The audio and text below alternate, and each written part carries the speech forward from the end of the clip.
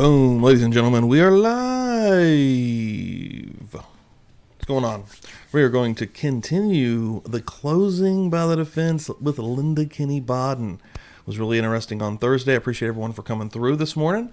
I just gave this a share on X. Please do the same if you don't mind. Any discords on any social media. Let's go, guys. Welcome in.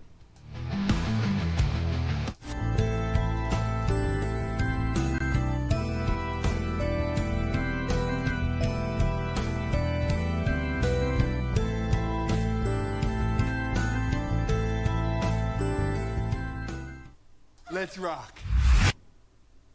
Boom. Morning. What's up, guys? What's happening? On this Sunday morning. On this fine Sunday morning, we in the church. Ha! We doing it. Ha! We got the defense doing the closings. Ha! Linda Kinney Bodden still rocking and rolling. Ha! What's going on, guys? Let me get some water. Woo! Went to a wrestling show last night. Anybody that saw me talking about that previously didn't get back to extremely late, like almost 3 in the morning. So I did not make the 8 a.m. deadline that I wanted to do. So I moved it out to 10, which has been kind of my normal here lately. Saturdays, I've been rocking and rolling on a Saturday night. So what's up, everybody? I'm glad to see everybody in the chat, though. Like I said, we're going to continue down this path. We are getting so freaking close. We are definitely also still probably not going to finish our closing even today. Maybe Tuesday. We are getting so close to this thing.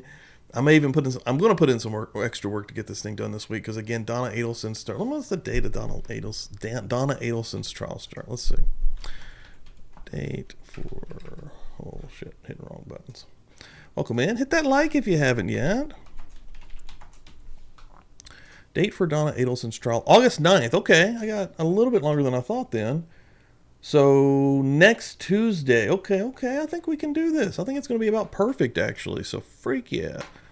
Nice. So either way, keep your eyes on everything because I'm going to try to keep this going so we can get it done, so we can get out of here. But everybody coming through, I really appreciate it. I want to look in the chat real quick. Who we got rocking and rolling? Boom! Salty Sleuth coming through here. Good morning.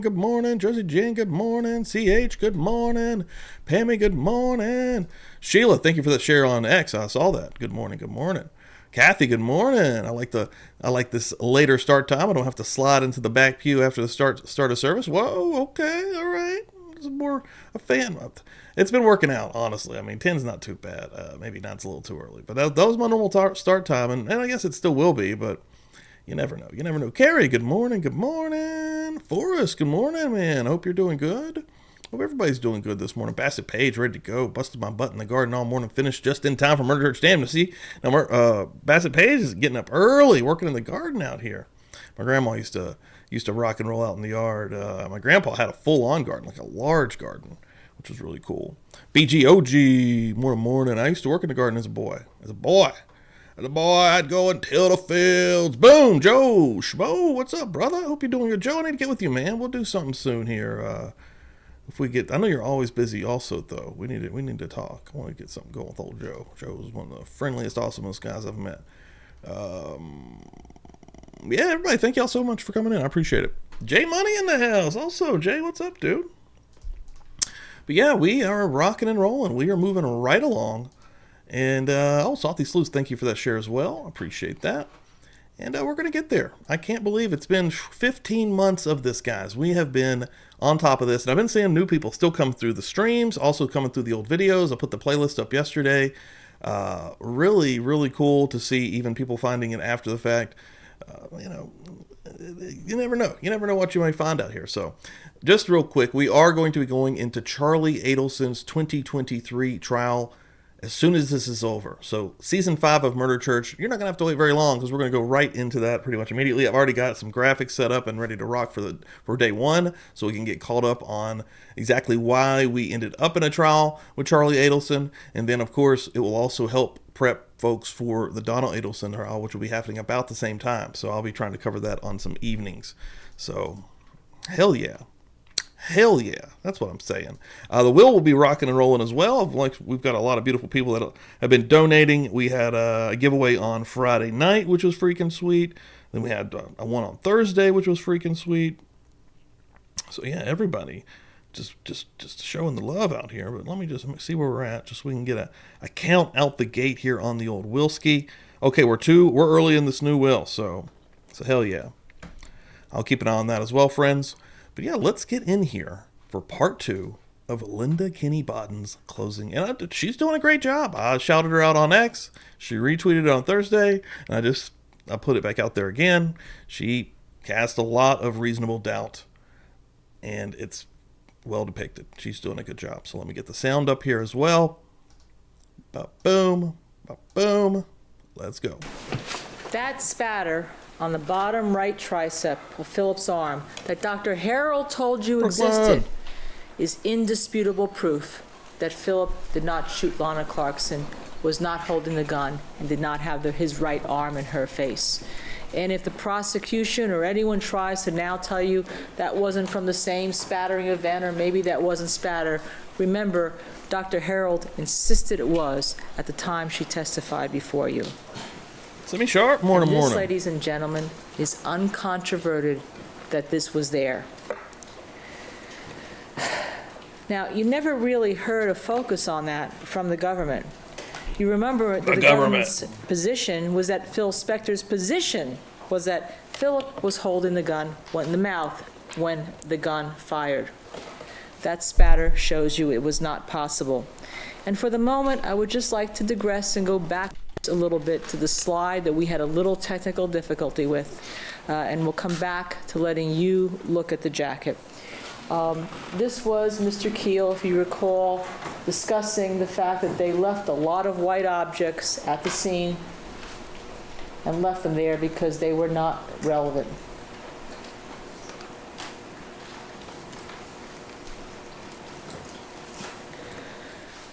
Now, going back to the white jacket, you, ladies and gentlemen. I'll call Phil Spector like a cat. Here, gully, gully, gully, gully, gully, gully. Here, gully, gully, gully, gully, gully, gully.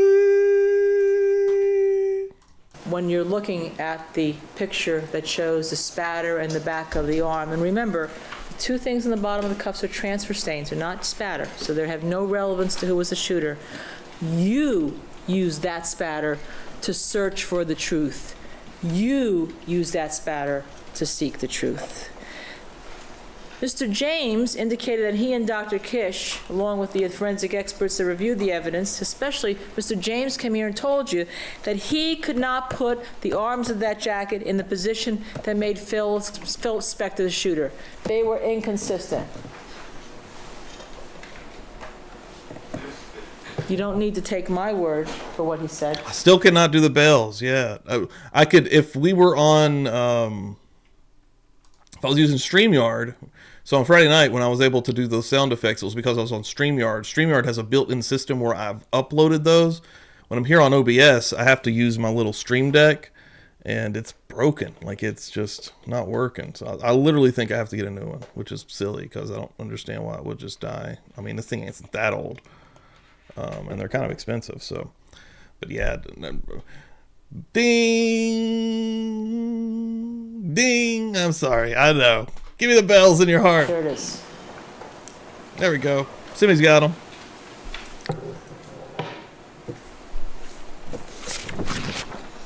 And despite what you've heard from the government, Miss Clarkson's left sleeve, her button area, did have tissue on it, exactly where you would find tissue if she were the shooter. And there was no manipulation to get that to look at that. The government made a big deal yesterday with Mr. Jackson, if you recall, twisting his sleeve and tried to imply that Dr. DeMaio had manipulated the jacket in experiments. Ladies and gentlemen, this was done in the sheriff's lab. I tried to, like, last time it did once upon a time go out as well, but I'd restarted my computer and it came back. Every time I've restarted it, it won't come back. I've tried to plug, because I have like an adapter type deal for my USB because I use so many different things down here, and I've moved it, did it the hard way into the computer with outside of the little adapter piece, and nothing makes it come back alive. Done in the sheriff's lab. There's no twisting. Do you see twisting of that jacket? Buttons. It's not Mr. Jackson's jacket. It's not my jacket. It's this jacket. It's this jacket and the location of where the buttons are that are important. You didn't see the other picture, which shows you that someone holding a gun in her mouth would have the buttons clearly exposed to high velocity spatter. You didn't see that picture.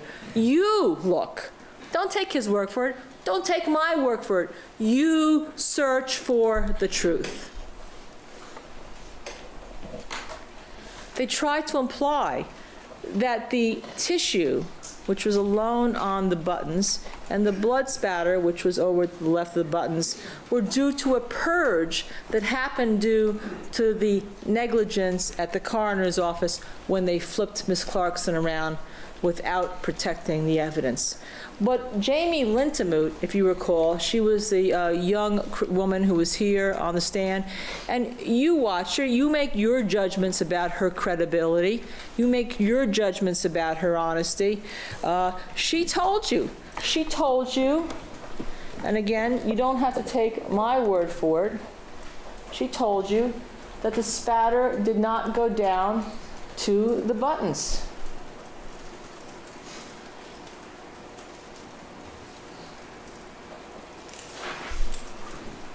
It was not below that area. Good morning, Nosy Rosie.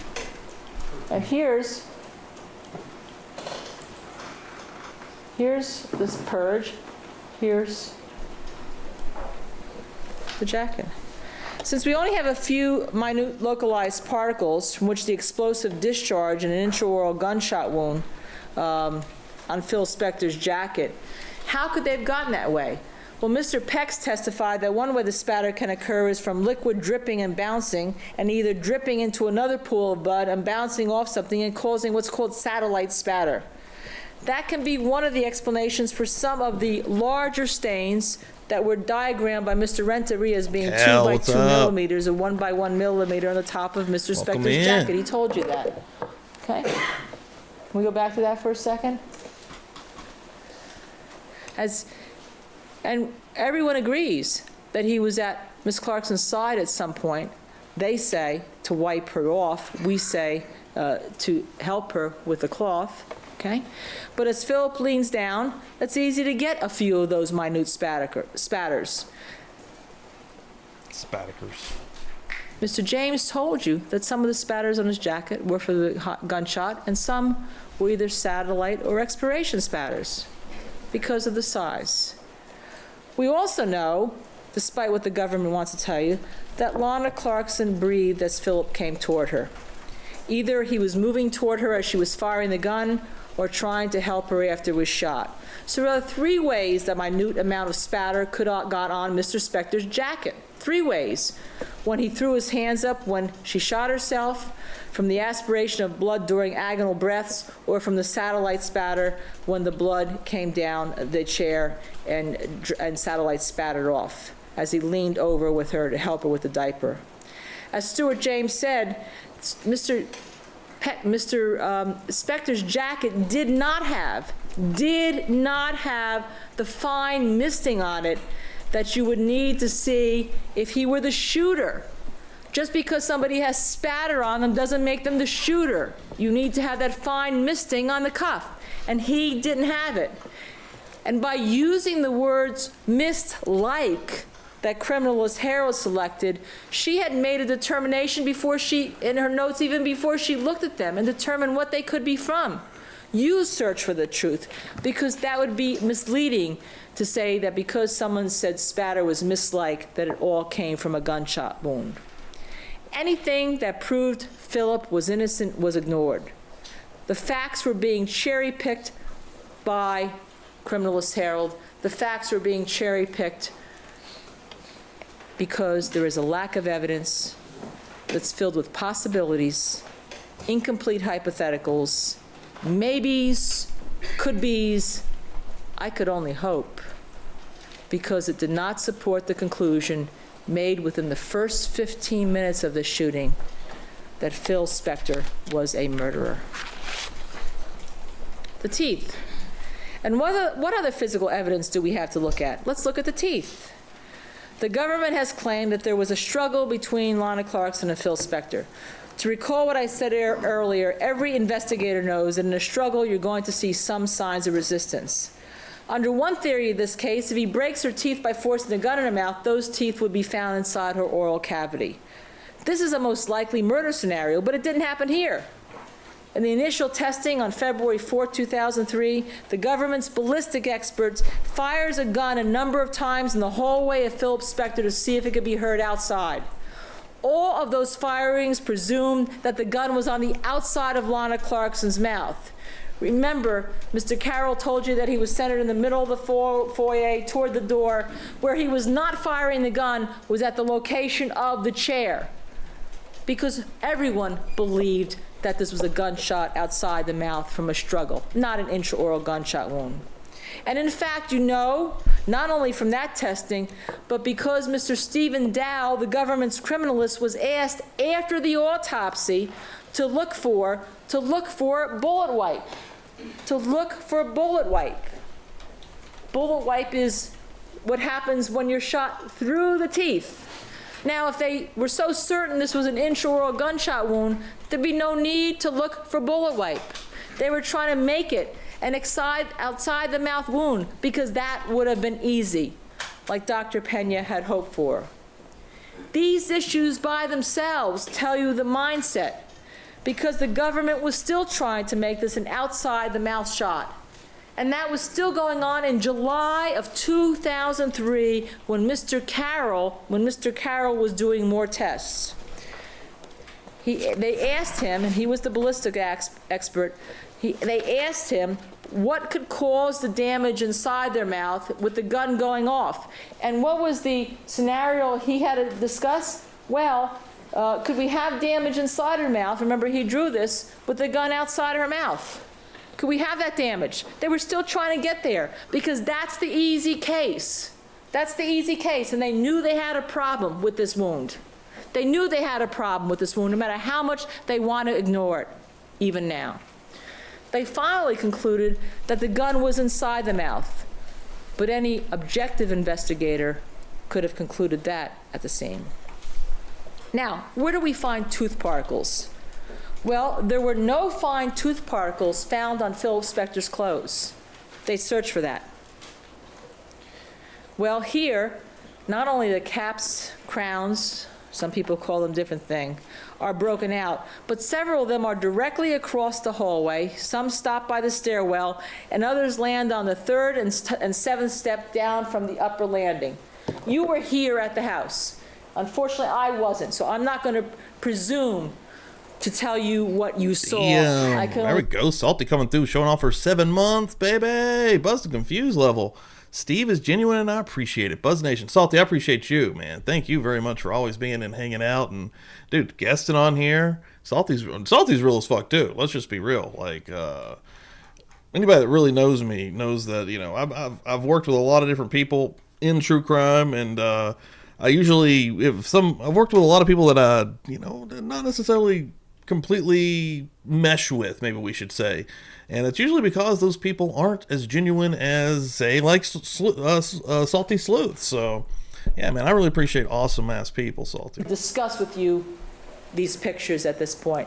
You'll let what you saw be important. But you saw the angle of the chair. I know Salty's been, I mean, even back in the old Idaho Publicly Buzz days when I just exclusively covered that case, and before I really started dabbling and working with Bob and working with Jay and you know, really expanding the channel, actually de-spanding the channel, because I only grew when I did the Idaho conspiracy stuff, but I you know, everyone knows that story. But yeah, thank you for always being around, Salty. And you saw where these particles ended up. You saw the angle of the chair, and you saw where these particles ended up. Item number 10, that was the one that everyone thought may be a tooth particle, small tooth particle, which was lost by Dr. Anselmo for about a year. No one would admit to it. Someone finally did. But that's almost irrelevant at this point. What does this tell us? It tells us there was enough explosive force in the gun barrel to propel these teeth all the way November across 2007. the room. here, here, here, and up the stairs. And that is an undisputed fact in this case. It isn't that long, so y'all check this out. They didn't go above anybody or through somebody. They went straight out of her mouth. Again, those are the same forces that That's it, strongly Paige. Thanks for that share. propel the gases, the blood, and the tissue, and the gunshot residue. 5 feet, 10 feet, 12 feet that propelled these teeth. These teeth landed in front of the stairwell and on the stairwell because the gases pushed the crowns of veneers out. They did not get there by a slow motion of the movement of the gun, like is done by John Woo in movies, in this instantaneous blast. The gases push the crowns out first, and as the gun is leaving the mouth, the front sight in this instantaneous explosion catches on now the teeth that are exposed and takes a little chunk of them onto the gun sight, and then the gun sight falls on her slip. That little fine particle is clearly, ladies and gentlemen, you look from the gun sight. Philip Spector didn't stop by his body one fine particle, and all the rest of everything else end up across the room. By the way, again, recall that none of this was found on Philip Spector. Even though there was minute white particles on that gun sight that they saw other particles on her tape lift, nothing was found on Philip Spector. And he did have black clothes underneath the white clothes. Criminalist Herald never went to the scene. And she would have you believe that Lana Clarkson's head is facing slightly to the right at the time the gunshot rang out. But it is straight on, dead center, going to her body, from her body to the stairs where the teeth were found. And again, you were all at the scene, which unfortunately needed to remain unchanged for all these years so that you could see how it was, take you back in time to 2003. If these teeth were turned, if her head were turned to the right, these teeth would not have been exactly where they're there. They'd be in another direction. You search for the truth. You seek the truth. The shooter would have blocked the teeth.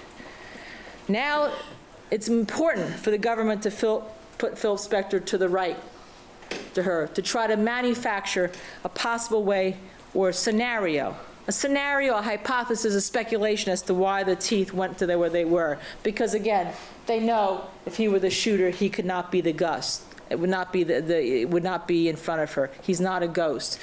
So yesterday, when we heard he could be in front of her, it was absolutely impossible. Even if her head were turned to the right, remember, the force would have propelled the teeth out the other way, not the way they went. Again, you went there, you went up the stairs, you know the angle. And if that were the case, if her head was turned to the right, then because... Hey, Sammy, thank you. I appreciate that. And her head be turned to the right, he'd have blood spattered, gun, tissue, and everything all over his shirt, all over him, in a very fine, dense proportion and distribution. And he did not. Let's discuss a little bit more about Sheila. Criminalist I think I shouted you out, Herald's but before we go sharing it further as with the well. teeth. Pammy? She attempted to try to convince you that Lana Clarkson's head was slightly to the right. The reason why we suggest she attempted to try to convince you of this, because again, if the government knows that if the shooter were in front of Lana Clarkson, the teeth could not defy the laws of gravity, the true laws of gravity, physics, and go through the shooter and end up where they were.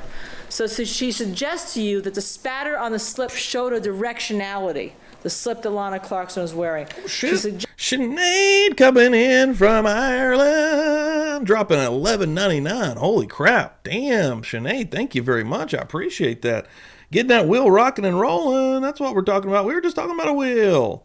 Sinead, I hope you're doing good. Thank you very much for rocking in here today. Appreciate that. Get you on the wheel here. We're 3 names deep on that thing so far. Sinead's a G also. Sinead's been hanging out for a long time. Love my Ireland ladies. My Irish ladies, I should say. Thank you so much. suggest that to you to support these conclusions. But we know several things from her teacher, Stuart James, from her teacher. We know that you can't fix the position of somebody's head based on a two-dimensional determination like she attempted to fix it. And she was taught that in 2006. It was an inappropriate reconstruction, not one that a true blood-stained pattern analyst would engage in. We also know from Stuart James that directionalities on fabric can't be done because the fabric absorbs. So when you saw those arrows there on different directions, you can't tell because it goes by the nature of the fabric. And also because some of the slip was crumpled, which indicated to him that some of the spatter could have been after she was shot, clearly while she was slumping in the chair. Some of the fabric changes directionality, according to Stuart James, when it's on fabric. He also told you something very important. Do you guys not see the message that I sent on the Will Prize? I've sent that twice. Boom. It's a hell yeah magnet, hell yeah magnet, murder church magnet, publicly buzzed coaster, and the classic publicly buzzed sticker right now on this will. If you recall, when Criminalist Herald was here, she relied on one large spatter on Lorna Clarkson's slip to say, this definitely established directionality. This definitely established that her head was to the right. But when her teacher, Stuart James, came in here, he said that was not a spatter from a gunshot wound. That was a spatter more likely from an expiration or from coming out of her mouth after a gunshot wound for two reasons. First, the size was too large, and second, it was on top of another blood drop. It was on top of something Happy to have else. the will back, the physical will. Don't take my word for it. Look at your notes. Okay. The determination that somehow Criminalist Herald could fix Lorna Clarkson's head slightly to the right is not only questionably spurious, it is simply dead wrong. The teeth fix her position as to where she was. Boom. And also, Kathy coming through. Prize wheel with a 420. Kathy G'ing it up. She's not messing around. She's like, what up? I'm going to drop a little bit in the bucket. Boom, an offering to the church. Boom. Thank you, Kathy. Appreciate that. One of the best. The directionality on her wrist fixed the position as to where she was. And the fact there is no void fixes the position of where she was. But not a few spatters on a slip, and certainly not one spatter on a purse strap. In other words, there could be not, under any circumstances, an assailant between Miss Clarkson and the trajectory of those teeth, and the blood spatters analysis that she did simply does not defy that.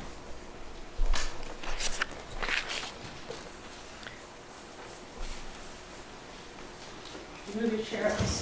Look at old Phil. Look at old Phil. If I'm here shooting in the mouth, I'm all exposed. I'm all exposed. If I'm here, Using Plord again. I don't know if you can see. Can you see? No? Okay. Do it this way. Turn you this way. Okay, can you see now? If I'm over here.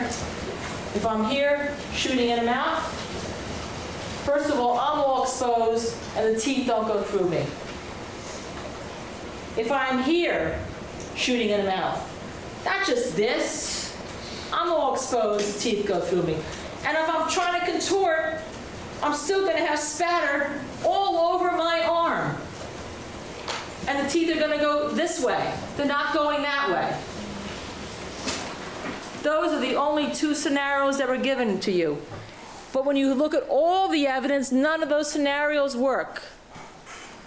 It's kind of like the earthquake. Luminol. I'd like to discuss a little bit about this area of luminol.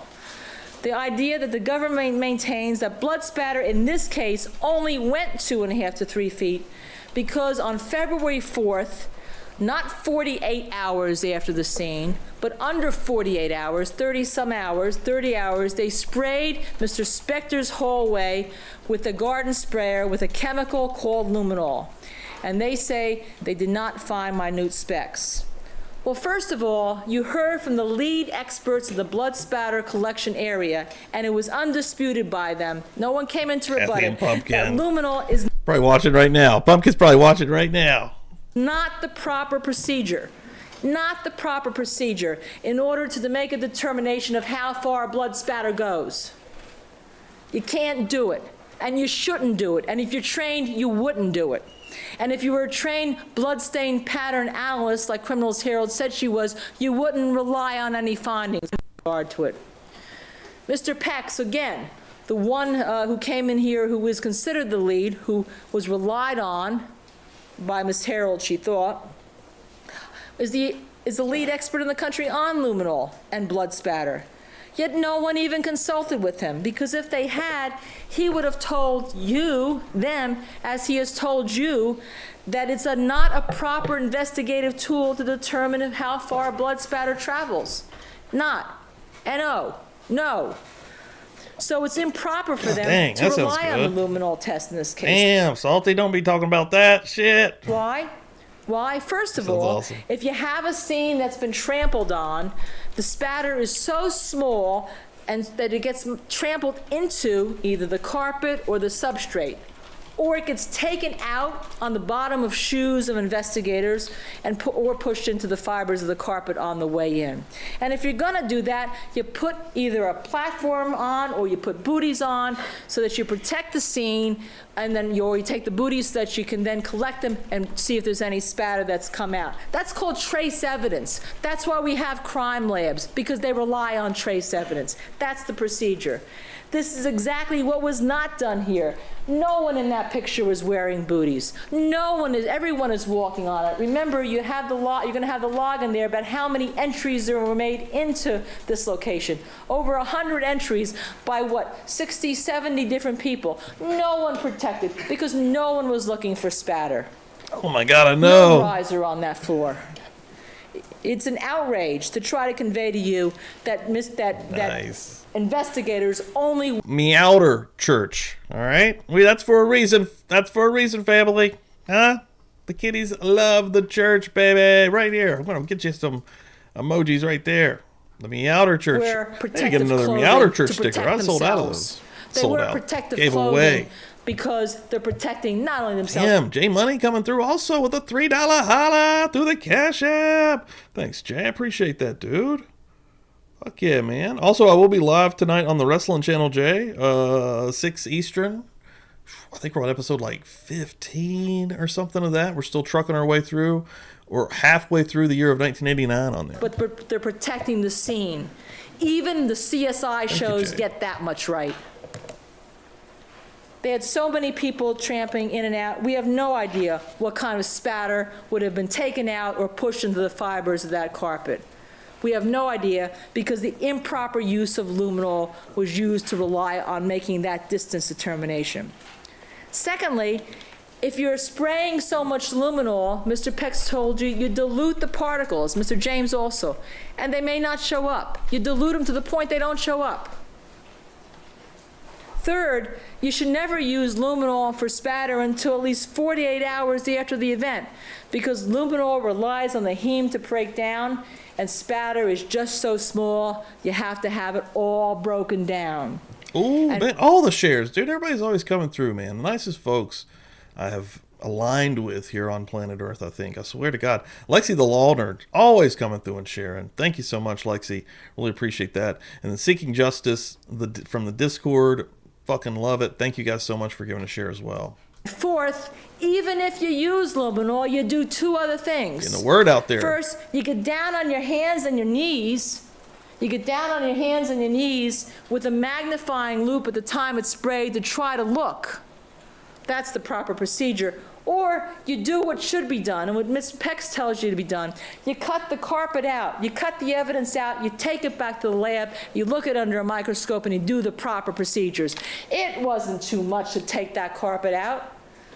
That's not too much. That's not undoable. That's not unheard. Shit. I hate to pause it right here real quick, but I just jumped over the X for the first time, and I don't watch NASCAR, but did anybody see this? Oh my God, this looks horrible.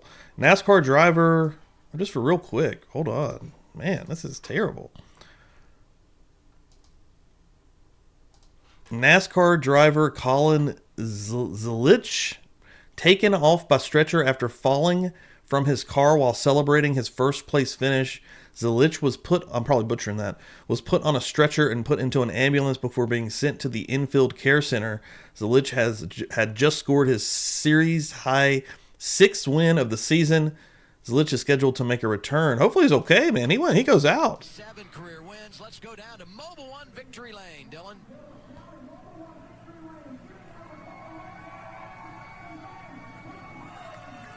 Oh, dude. That's a horrible fall. He went out. Jesus Christ. Hopefully he's all right.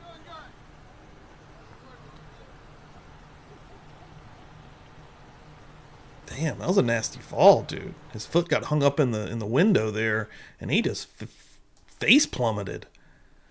Jesus. That's not unfeasible. It simply was not done. Because luminol, ladies and gentlemen, was not the proper procedure, and the proper procedure wasn't used. So you cannot rely when you go in there to say, well, there was nothing on the carpet, because you don't know, because luminol wasn't used. You, ladies and gentlemen, you search for that truth, and you seek that truth, and you listen to Mr. Pex and Mr. James, who again went unrebutted. And interestingly enough, Criminals Herald was asked about an article written by Mr. Pex that was distributed to every member of the International Association of Bloodstain Pattern Analysts, an organization she said she was a member of. And she never read the article. Why? She never even heard of it. She never heard of the article. Why? She never even read it. In any event, she didn't know that she shouldn't be relying on that fact as a determination how blood spatter could go in a particular case, especially in this particular case when it is so important. Common sense tells you that luminol is for big stains, drag marks. And remember, the government thought Lana Clarkson was shot elsewhere. They were looking for drag marks. Now they want you to believe they were only looking for minute spatter. But what's more egregious about this, ladies and gentlemen, with relying on this, is that Harold's assessment that blood spatter went only 2 or 3 feet is from the luminol test. But as you recall, what's even more egregious, you recall that the government relied on the fact that Mr. Renteria was a trained criminalist, and he wouldn't do an improper procedure for blood spatter collection, even though he's not a blood spatter expert. If you recall, Mr. Jackson questioned Mr. Pex relentlessly the first time he was here. I wasn't here for the second time he was questioned, but I can discuss with you the first time he was questioned at this point, and then we'll talk about the second time. He would discuss... Oh, it says he suffered a broken collarbone in that fall. It says he was awake and alert, though, after this. I was questioned about whether or not Mr. Renteria was a trained criminalist. I don't know if he can drive with a broken collarbone. Done a lot of crime scenes. Take a minute. Okay, and you recall that he also discussed with Mr. Pex the fact that the laboratory was an ASCLD certified laboratory. ASCLD certified laboratory, giving credibility to the fact that one of their criminalists then would not have done anything improper with the collection of luminol, or misstated the proper procedure, or relied on an improper procedure. And the reason why is ASCLD is an organization which accredits people. It's a third-party peer review, and it says what you do, ladies and gentlemen, is valid. And what you do, your procedures are valid, you're all talking the same language, because again, science talks the same language. And they relied on that to suggest to you that because this was an ASCLD certified lab, in the lab, that when Mr. Renteria went to that scene, he used the proper procedure, because anyone who works for an ASCLD certified lab certainly would know what he was talking about. So what did we do at trial? At the trial, we subpoenaed the records from the lab. We subpoenaed those ASCLD records in the midst of the trial. And what did you find out in your search for the truth, in your seeking of the truth?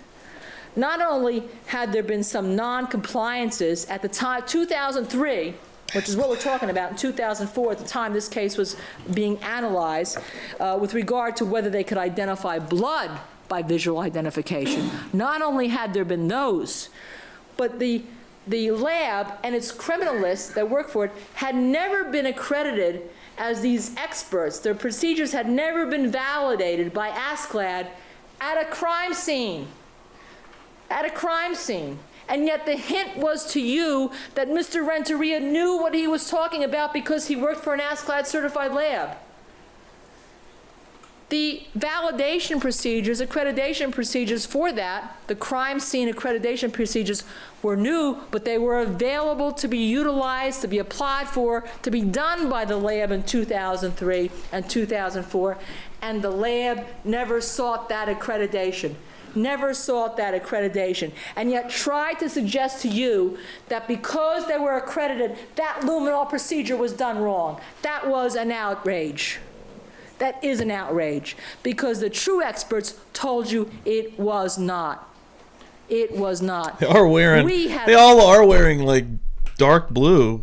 Is that a navy blue? To bring the information to you on your search for the truth, on your seeking the truth. We had to bring that to you. The government didn't.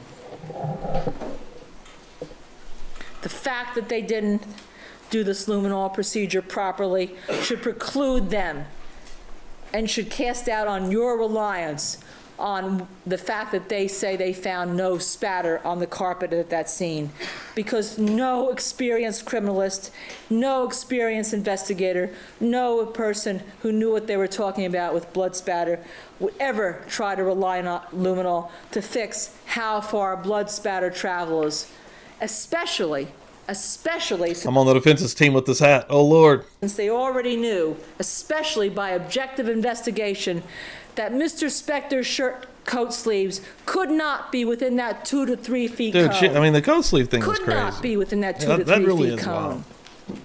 And you know that every experienced expert that has testified in this case, excluding This case criminalist is just Harold, fucking wild, says blood dude. spatter can go further than 3 feet from an intraoral gunshot wound. The only reason the government has this 3-foot marker is to support this theory that Philip killed Lana Clarkson. Because they know if you get past the 28 or 20... Damn, Kathy coming back through again through the Venmo machine. Another 420 says, please put Kitty Pumpkin on the wheel. Pumpkin is getting on that thing. Pumpkin, can you hear me right now? You're getting on the wheel. Pumpkin has finally did win a wheel as well. So Pumpkin knows exactly what it's like to be in the winner's circle. That's right. Boom, bringing it back around with the guy that fell off his car. Here we go. 29 inches of his arm reach and is leaning in. He could not have done it. Thank you, Kathy. And even more importantly for Mr. Spector, the spatter that obviously was going to be on the rug, that was improperly tested for, would have been another fact that would have proved that he was innocent. An exculpatory fact. Bassett hates when she says government. This destruction of What's up, Kay evidence, Schmidt? That is Linda Kinney Bodden from 2007. Welcome in. failure to use proper luminol procedures, stamping out the evidence, should give you reasonable doubt. Let's discuss body posture for a moment. We know from Lana Clarkson's body posture that if she were facing Philip Spector, let's assume for the moment criminalist Harold was right, he would have spatter all over in front of him, not just a few specks on the left side of his jacket in the distribution they're in. Excuse me. If her head were away, back from the gun, like this, the nose and the mouth would act like a bazooka, and there would be tons of spatter all over him and the right arm of his jacket. One or two. If her head is to the left, he would have to stretch his arm around her to get inside her gonna take a mouth and nap, guys. expose more of himself. He's like, If her legs were out, as the government would have you believe when she was shot, he'd have to stretch to get around her. He'd be covered with spatter on a shirt, jacket, and sleeve. All these positions would expose much of his clothing and his body to the cloud of material, the blood, the tissue, the gunshot residue that comes out of an intraoral wound, that comes out of a wound in the mouth. And he'd have to be a contortionist, a Cirque du Soleil performer to have shot her, and he's not. And for the last week of the trial or so, the government has fought mightily against the fact that she could have taken Everybody's one got or that merch, two baby. agonal breaths. Love it. And want you to believe her legs were outstretched in the position she was shot. And it's the same position she was shot that she was found. Remember, they told you that, the same position. Well, let's look up a slide at Ms. Clarkson at the scene.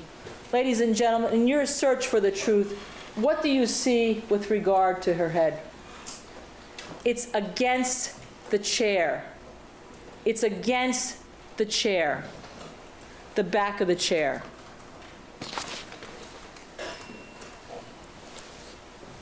What does that mean?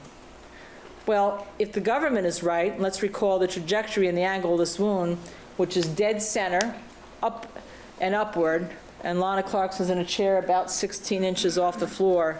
Where does that mean the gun would have to be? Way down here. Way down here. That means Philip Spector would have to be kneeling to get that angle, or kneeling between her legs to get that angle. We know that didn't happen. He's short, ladies and gentlemen, but he's not that short. With regard to her legs being outstretched, it's clear from the position of her slip that she slumped after the shot. Just real quick, Three forensic, the short thing got me. I'm watching a movie right now. It's from 1957. It's called I don't know how I missed this one. I love old films, but The Incredible Shrinking Man.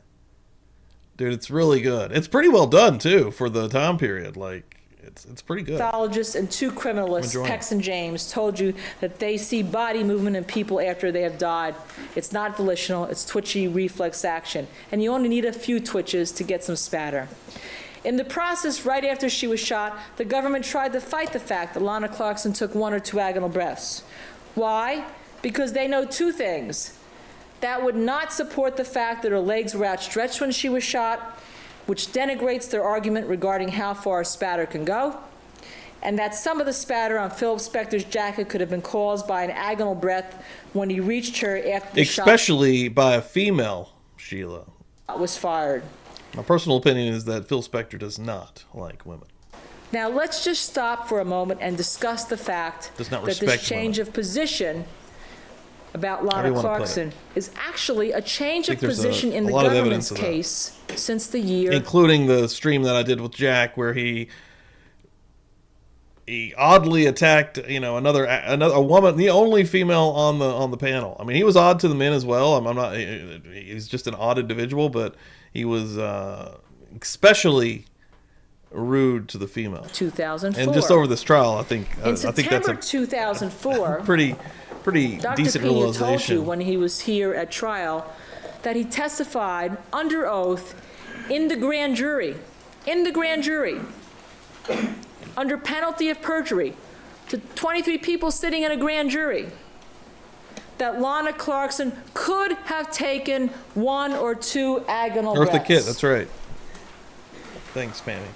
Now, at the grand jury where you asked that very question, yes. And did you say that more than 1 breath could have been taken by Ms. Clarkson when you testified at grand jury? Yes.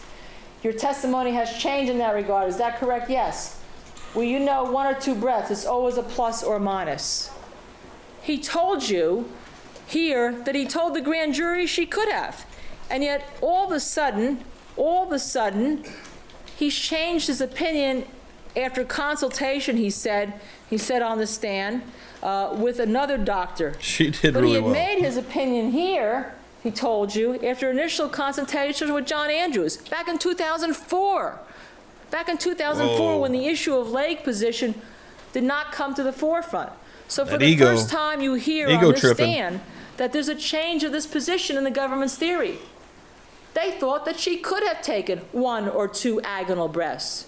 It was not until Dr. Pena testified that the position of the government changed about the position of Lana Clarkson's legs and the position of whether or not she could have moved her head or had spatter on Philip Spector's left side of the jacket from the agonal breaths. Well, why tell the grand jurors who are there to investigate, and come to a conclusion about whether somebody's going to be indicted or not, why tell the grand jurors one thing and come here and tell you another? Let's answer that. Because the government thought it would help their case to convict Philip Spector in this trial. Let's discuss a little more about why they're trying so hard to change this fact that went undisputed for years. because it doesn't support their theory of the case that Lana Clarkson was moving away from Philip Spector in a struggle. But more importantly, remember, it also doesn't support Harold, because Stuart James told you when he looked at the slip and when he looked at Philip's jacket, he thought some of the blood could have been from another cause beside the spatter that came out of the gunshot.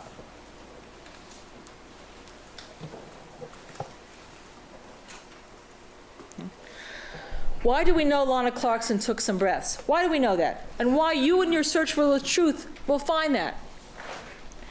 You don't have to rely on me. You don't have to rely on them. You'll rely on what you see. We know her heart was beating after she died. Everyone concedes that. We know that. We also know that there was blood not only throughout her lung tissue, which was called the parenchyma by the forensic pathologist here. Parenchyma. It was seen at the autopsy by Dr. Pena. It was noted in the autopsy protocol. But it was also in the air sacs of the lungs known as the alveoli. These are the pictures of the air sacs of the lungs that Dr. Spitz took at 400 magnification. And you can confirm that there's different blood cells. There is also a particle of gunshot residue here, which means it had to get inhaled. It just didn't get there by gravity. That went unrebutted. These air sacs, these little blood, you can see that they're intact, the blood, because they're not leaching out. This could not be caused by gravity. Because if you're going to have gravity from somebody sitting in a chair for 12 hours, blood's not going to flow here and go in an east-west direction into the lungs.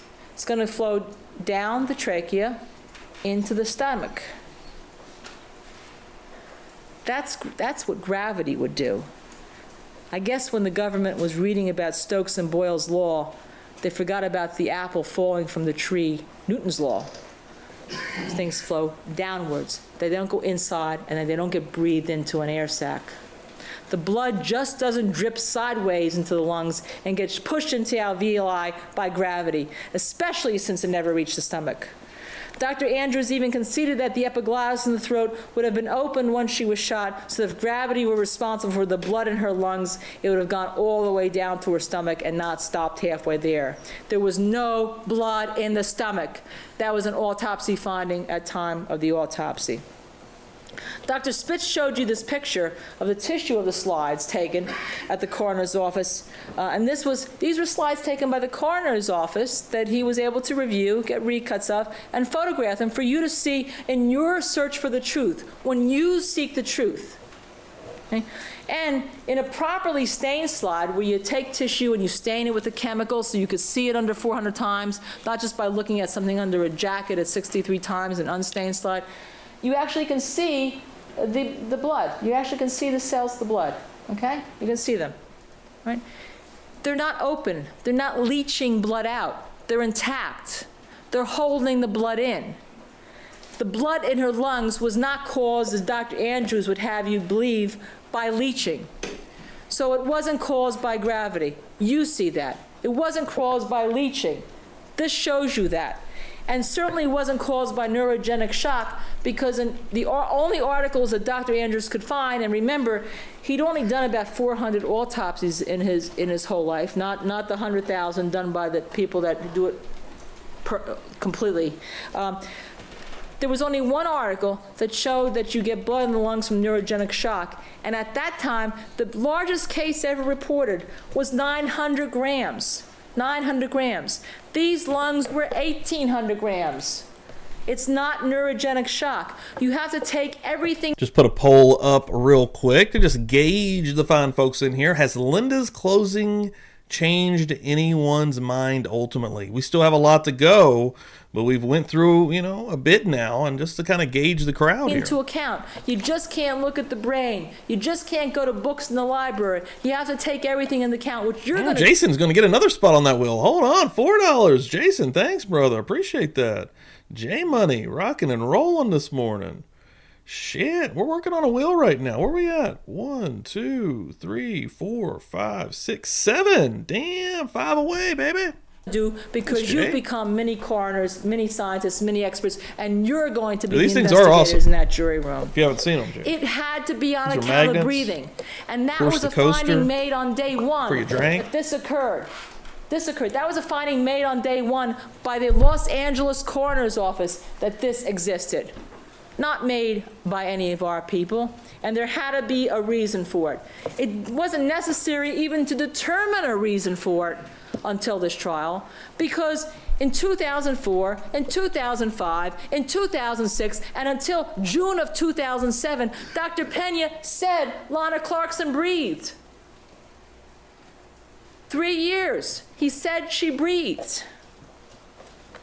And when Dr. Spitz tried to explain that he had read another part of a book that Dr. Andrews relied on, the government drew a picture of that book, and it wasn't Dr. Spitz's picture. He drew a picture of the book. You saw it yesterday, but remember there were little arrows pointing? Those arrows were not in the book. Those little arrows are misleading, because when I read you the book when Dr. Spitz was on the stand, it said even if your spinal column was totally transected, you can take inspirational breaths.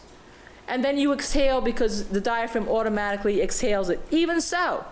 And Dr. Spitz didn't even really care about that theory. He just said there had to be some way she could have breathed. And again, the only way she could have breathed is that some of those little spaghetti strands had been intact for at least a period or two. And that's what Dr. Pena said back in 2004. It was the government's change of position. It was the government's change of position in this trial that caused all that. Idiot win? Because Welcome in that here. had been undisputed. In addition, we know that Lana Clarkson was moved before the police took pictures. Remember paramedic Riggs? You didn't hear about him yesterday. He was questioned by the government several times within the first month after Lana Clarkson's death regarding the position her head was when he arrived at the scene at 6:20. He gave a statement to the sheriff and to the DA, and he told her that when he first saw her, her head was in the middle of her chest. Not here, was in the middle of her chest. Here, don't take my word for it. Here it is in black and white. Here's the question and the answers. Let me give you a second to read it.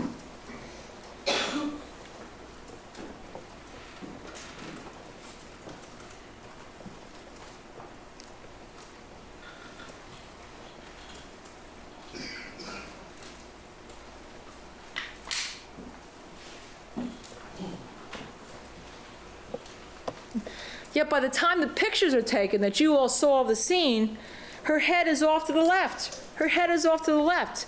Clearly, her head being off to the left was not moved by Philip.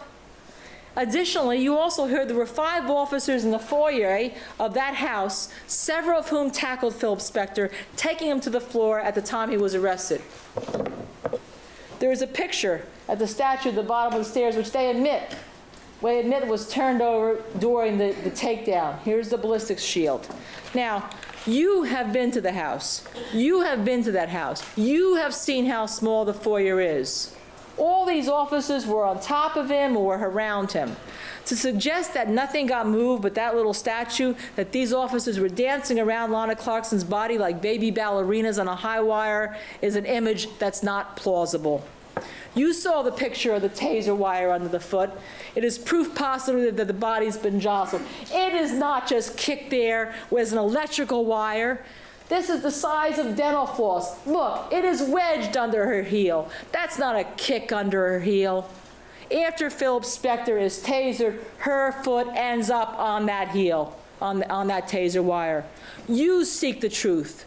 Don't take what I tell you. Don't take what the government tells you. You seek the truth because you can see it right there. To suggest that an electrical cord being kicked under somebody's foot demonstrates that a taser wire somehow got there by kicking, you know what your investigation will reveal in regard to that.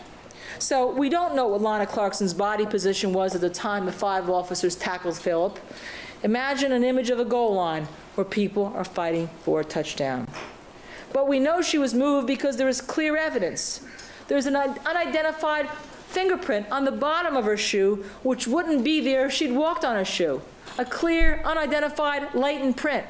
And remember how hard it was for the government to get latent prints off a lot of things. It clearly did not come from the coroner or the crime lab people because they told you they were all wearing gloves. It didn't come from paramedic Riggs because he told you he never touched the shoe when he was wearing gloves. And we were the first ones, if you recall, at the opening to tell you that the fingerprint did not match Philip Spector and did not match Lana Clarkson. Again, it's a mutilation of the interpretation of the evidence and a manipulation of the evidence to try to make it seem what it isn't. So we do know definitively that Lana Clarkson's body was moved by Philip Spector. And this undercuts all the theories and speculations that the government has been trying to sell you concerning the blood spatter. Because if you move her head even a little bit, you can get some spatter coming down out of his mouth, even from that movement, which can cause satellite stains and additional spatter on the chair. It's not from cleaning up a scene, movement of a gun, wiping down evidence, and positioning a head. It's not from staging a scene. It's definitely not. Mr. Jackson told you in his opening statement that Philip Spector spent 40 minutes cleaning up the scene. We'll discuss this concept a little bit later in detail, but let me say to you concretely that no experts came here, that no witnesses came here and said they watched Philip Spector walking around the top of his house and coming down and cleaning up a scene. That was promised to you and that was not delivered. Now, the government has made a big deal that Lana Clarkson's had this purse over the shoulder. They want you to conclude from a shoulder strap of a purse, that means that Philip Spector committed murder, that somehow she wanted to leave, and that wanting to leave threw him in a fit of rage, and he killed her. That part lines up perfectly with all the other testimony, which is ultimately why I think that, we went over this 1,000 times. I've said it 1,000 times, however you want to put it. It seems like she was trying to leave by putting said purse on her shoulder, which would indicate I'm heading out the door, which is what has triggered Phil Spector every single time with these other ladies in the past when he, brings out a gun and puts it to their head to hold them there. A woman he hadn't even known. Well, Lana Clarkson may have had the strap over the shoulder because she was downstairs alone. You've heard testimony he goes upstairs and leaves a lot of the woman for a long period of time. Or maybe she had taken the lipstick out of her cosmetic case. That cosmetic case was on the top of her purse. Or maybe she keeps her purse near her, as Mr. Sims said she did when she was in the bedroom of his house. Or maybe she was just inebriated. Who knows? But people do not get convicted because of a purse strap. People get convicted because there's scientific evidence. And if we relied on convicting people because of a purse strap, what else would we rely on? That is not proof beyond reasonable doubt. The main issues that you need to be considering in your search for the truth, you're seeking Again, going back to what I was kind of going into Thursday, I do think she's making a very good point about if I was a juror on here, I'd have a very difficult time at the end of the day. All the things that I even believe and say, you do have to, prove it beyond a reasonable doubt, right? And at the end of the day, I think that's very hard in this. I can see why the jurors had such a hard time, and ultimately probably even what someone said Thursday, that there was 2 holdouts. I think I get it. I see it. I'm of the opinion that almost always, not always, but pretty damn often, that 2 things can be true at the same time. I can have the inclination, or I can have the thought process and get to where I think Phil Spector did commit this murder, which I have done openly and publicly, and I stand by that. But at the same time, I understand exactly what she's saying and where she's coming from. After 16 votes so far, has Linda's closing changed anyone's mind? Ultimately, no, 88%. 12% yes, 17 votes now, 18 votes now. Anybody hanging out back there, give us a vote in here. If you've had your mind maybe changed, or if you've swapped opinions because of Linda's closing. To body posture are the following. Morning, Her Teresa. slumping occurs after the gunshot, and that's not the posture she was in at the time of the shot. So therefore, they can't use that to affix the distance of blood spatter, or to suggest there's a struggle in trying to get away, or to suggest some other reason that Philip Spector moved her. and that agonal breaths could, as demonstrated by the blood in the alveoli, and as testified to by Dr. Pena, and believed by Dr. Pena for 3.5 years, have caused some of the spatter on the purse strap, the chair, and more importantly, on Philip Spector's jacket at the time he reached Lana Clarkson after the shot. What the government has tried to do is change the facts to fit the theory of their case. Albert Einstein noted that people try to do this in derogation of science all the time when he said, if the facts don't fit the theory, change the facts. We are trying to reveal to you all of the facts so that you can go into that jury room and you don't rely on him or me. You rely on what you see in each and every one of your investigation in the search for the truth, to seek the truth. Yes, it would, sir. All right, ladies and gentlemen, please keep in mind the admonition. We'll break for lunch. We'll resume at 1:30 this afternoon. Thank you. Jurors and alternates are left. Counsel, What are we going to take care of here? Stipulate that the court can instruct the jury that although they have a duty to decide if the defendant commits murder, whether it is murder of the first or second degree, that in this case it can only be second-degree murder. Yes, Your Honor. Yes, Judge. All right, I'll write an instruction up for that. Thank you.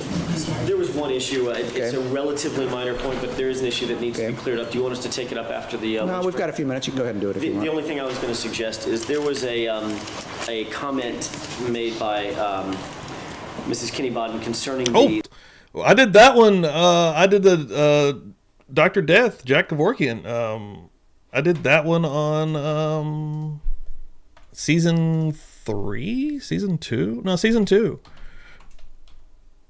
It's in my lives. Bob Mata covered that one with me, actually. Yeah, I'm a huge fan of Jack Kevorkian, by the way. I love that man to death. The photos that were taken, like I said, it's a relatively Love that man to death, no pun intended. minor point, and it can be cleared up very quickly, but it can't be cleared up in rebuttal argument. It has to be cleared up either by stipulation or by the court. Okay. The photos that were taken, there's been much made about the photos and possible manipulation I'll of put a the playlist sleeves in on the chat mannequin. here for Jack Ms. Kinney Bodden Kevorkian's indicated trial that that I covered. these photos were taken I know in there's the multiple sheriff's trials, crime but- lab, folks. These were taken in the sheriff's crime lab, suggesting obviously nothing untoward would ever happen in the sheriff's crime lab under the watchful eye of the authorities. Those photos were The taken 1994 during a trials time when when the I covered. defense requested specifically that the sheriff's crime lab was emptied of all personnel. That was done by stipulation. We agreed to it. There was no sheriff's personnel or crime lab personnel or government personnel at the lab, and I think the jurors need, since that's not in evidence, we couldn't bring that up in rebuttal. But that needs to be clear. That's not true. We got pictures with Dr. Harold there. There were other people there.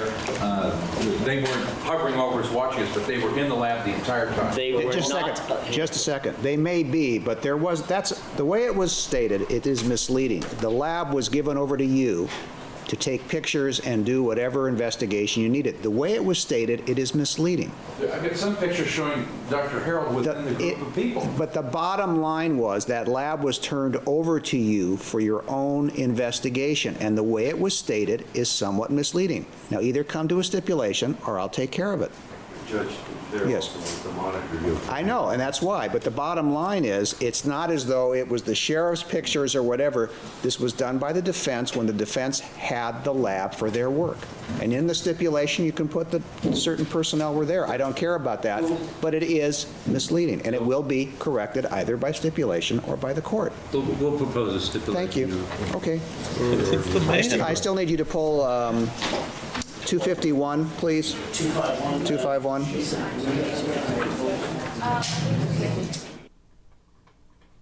All right, we're going to go into part 3 here. Another hour with Linda Kinney Bodden. The defense delivers a closing argument. We're going to keep on rocking and rolling. Again, everyone coming through here, really appreciate it. Let's take another peek at this poll I put up here. Has Linda's closing changed anyone's mind ultimately? Still no at 89% and yes at 11%. So there are a couple of people in here that has had their minds changed. And at the end of the day, I guess I would be a yes, even though I think that he is the reason that she is dead. At the end of the day, if I'm in that jury room, I don't think I would have been able to convict Phil Spector at this point. It's crazy. All right, back on the record. The party The jurors best. and alternates are present as heretofore. You may resume. Thank you, Your Honor. I know you're tired. And I'll just say to you, we have a while to go.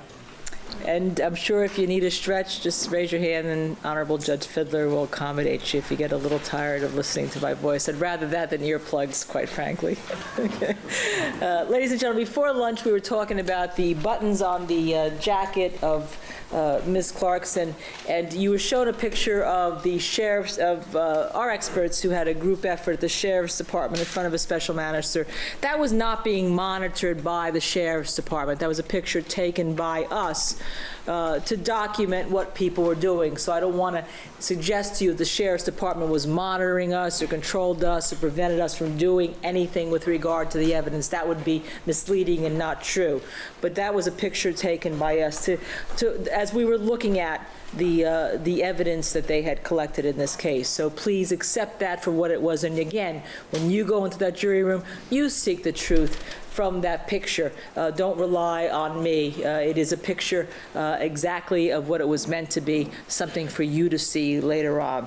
And when we were discussing that and before lunch, one of the areas I was showing you, and I understand that there was a quote up there that was not the correct quote, was of Ms. Lintemuth, if you recall, about the buttons and the purge. And if you recall, there was a suggestion, and Ms. Lintemuth was the one who documented from the coroner's office. She told you she drew a picture of where the purge had gone down to. And in trial, in the courtroom, I asked her, it did not go to the buttons on the bottom of the jacket here, pointing to that left side of that jacket. She said, that's correct. Okay, if there's been any inference that it went to the buttons on the left side of the jacket, that would be incorrect, and she said that's correct. So it's very clear from the testimony in black and white, and again, you don't have to take my word for it when you go into it, that the coroner's criminalist who was responsible for documenting this and telling you exactly where it went said that the buttons did not go to the purge.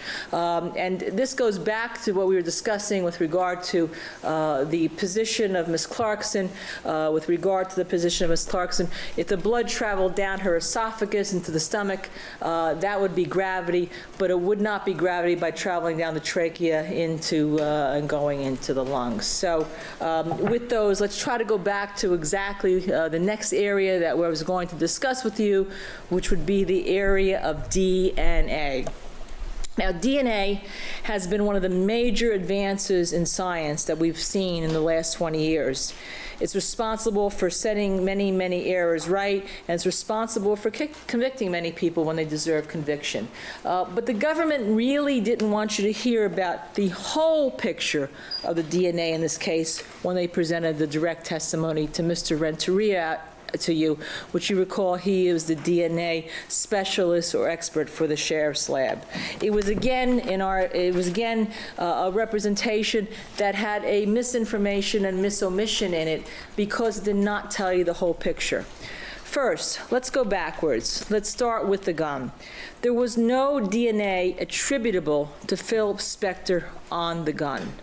And even if he took a holster off, if he were carrying it, he doesn't need to touch the gun on a holster, because you've heard the government tell you that this was Mr. Spector's gun.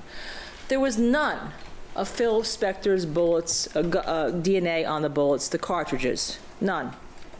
There was somebody else's DNA on the cartridges, and that was a third party along with Lana Clarkson.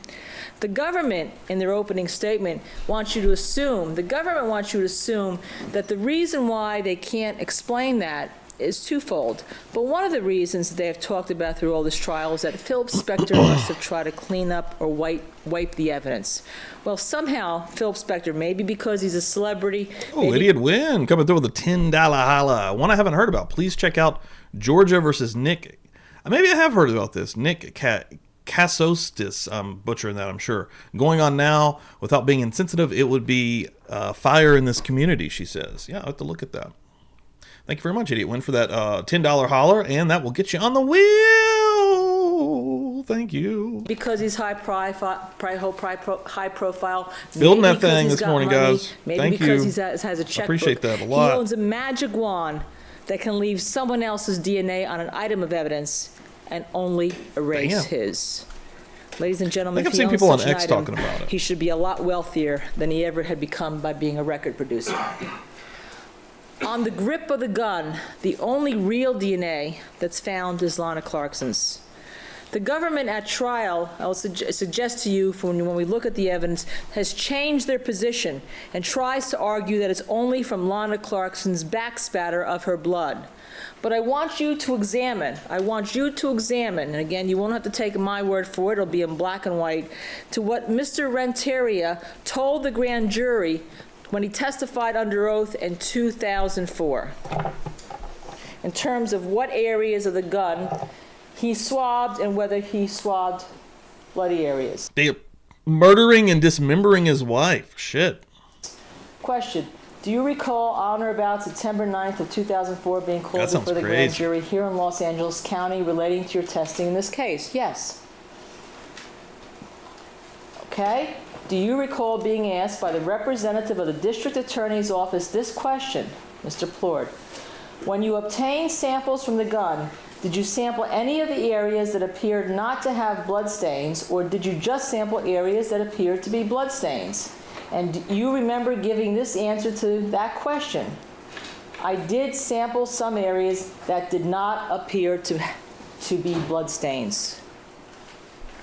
He told the grand jury, again, under oath, just like Dr. Pena had told the grand jury under oath about agonal breaths, that he'd sampled areas of the gun that were not bloodstained.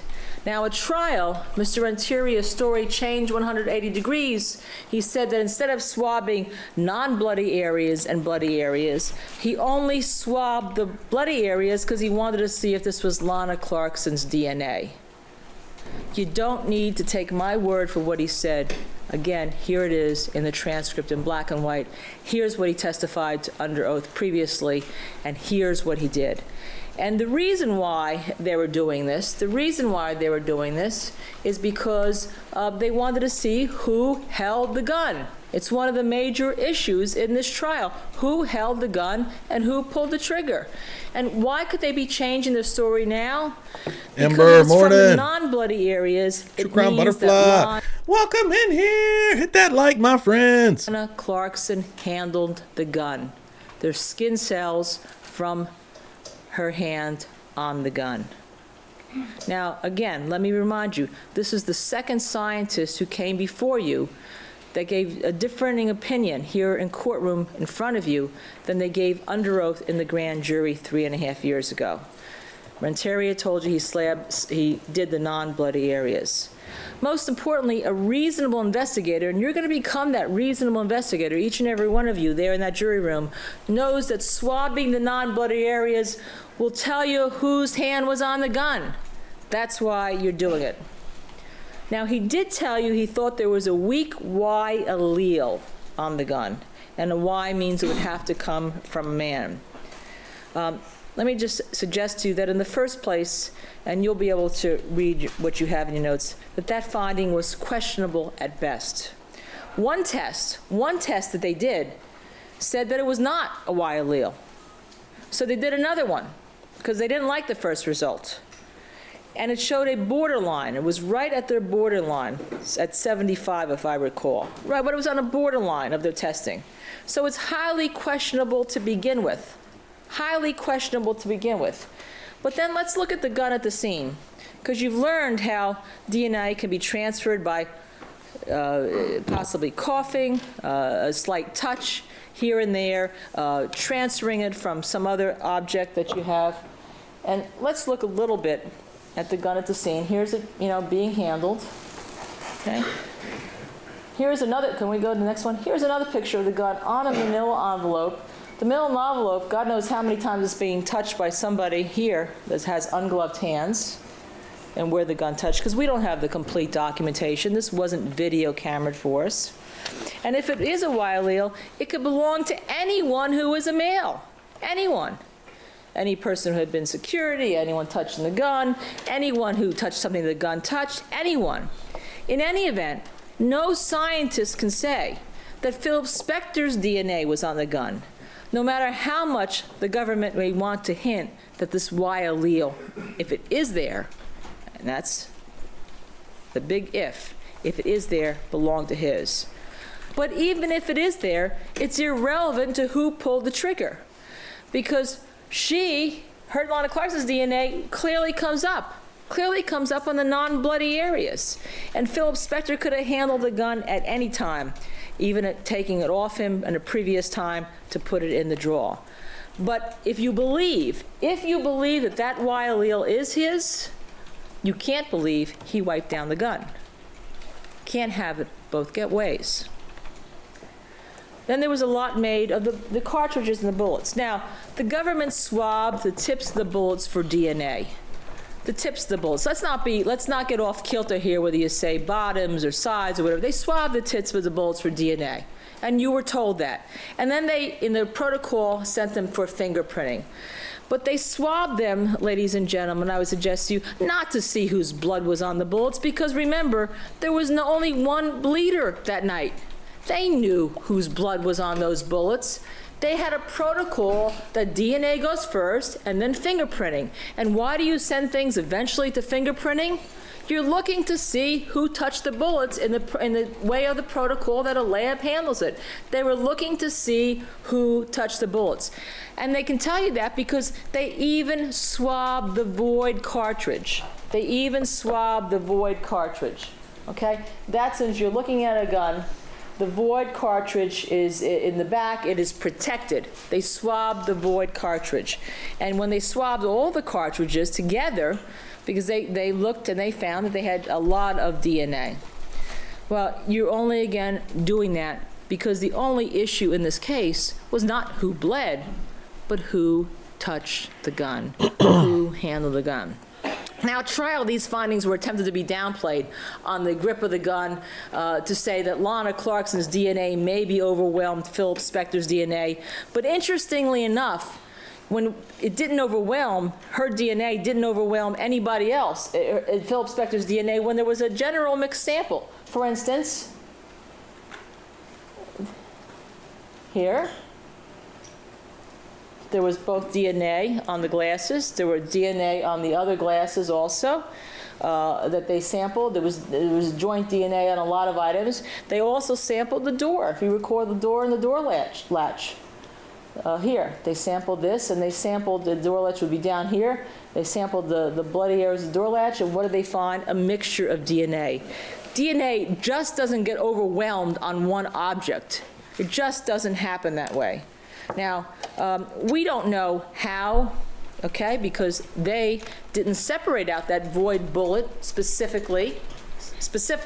They didn't separate out specifically to know how her DNA got there, but you are entitled to conclude that her DNA got there because she touched the cartridges, which 5 of them would have been exposed, which suggests she was handling the gun. She could have loaded the gun. She could have played with a bullet, one bullet. You simply don't know. But we do know is that she liked guns, that she went shooting at the Beverly Hills Gun Club, that she handled guns, and more importantly, that indicates that she was not afraid of guns. But instead of looking at the whole picture, the government first concluded, when the investigators were on the scene, that Philip Spector shot the gun. And therefore, the only way to explain the lack of evidence on the gun was that he must have wiped it off. That's the reasoning of the police. He did it, so now we have to explain why the evidence isn't there, as opposed to going to the simpler explanation that because there is no evidence, he didn't shoot her. They concluded that he must have wiped the gun despite no scientifically valid evidence that he did. What's more, that he could have somehow magically wiped off only his DNA on the evidence. Now let's go back to the spatter that was on the gun. Okay? And you see little spatters up here. Okay? It kind of reminds me of the old joke, what are you going to believe, what you see with your own eyes or what I tell you? Ladies and gentlemen, we want you to look with your own eyes. Not what Mr. Jackson tells you, not what I tell you. We want you to look with all of your own eyes. We want you to go in and investigate. We want you to search for the facts. We want you to seek the truth. Okay? Now, evidence, by the way, just so you know, is moved or removed a little bit in almost every case. Because you're transporting things, you're moving things.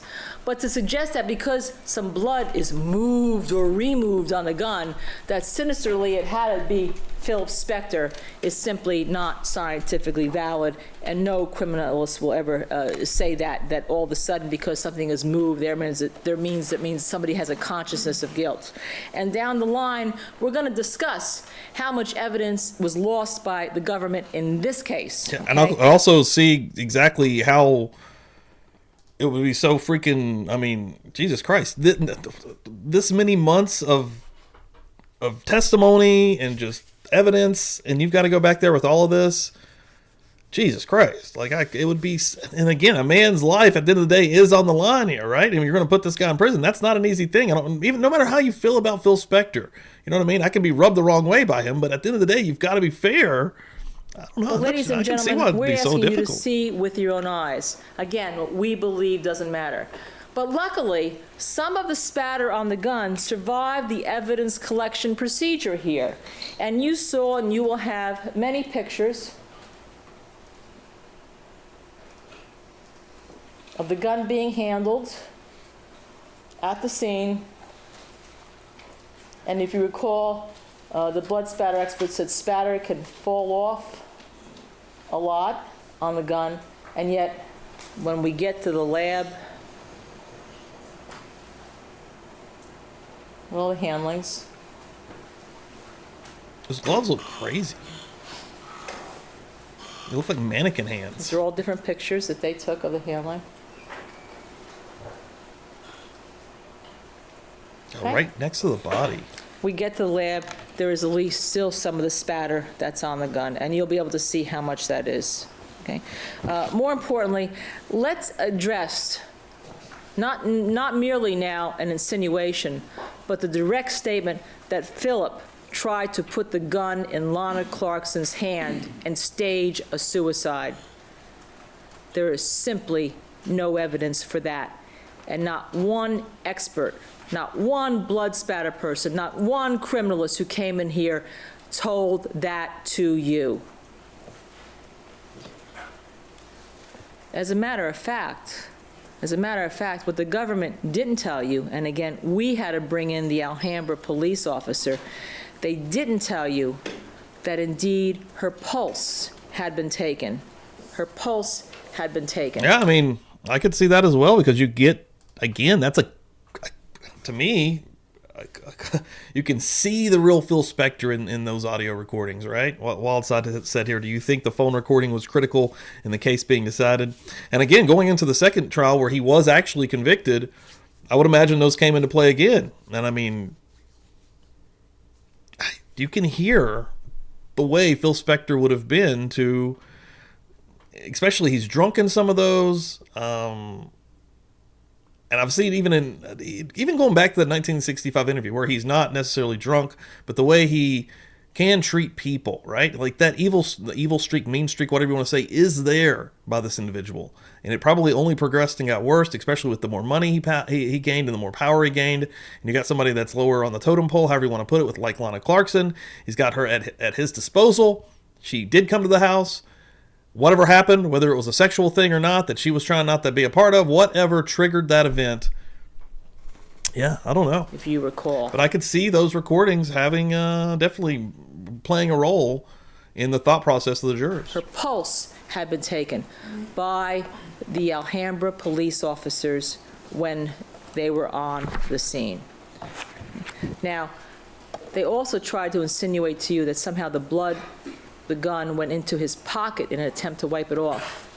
Not one expert concluded that was the case. Clearly, that was some blood from his hand that he got when he tried to help her with the diaper, and that shows you he didn't try to wash his hands. That shows you he merely put his hands in his pocket.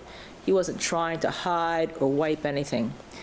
Now, in almost 70% of all self-inflicted gunshot wounds, the gun is found on the body, touching the body. That's right. Just last week. Are you talking about me with the trial I was on?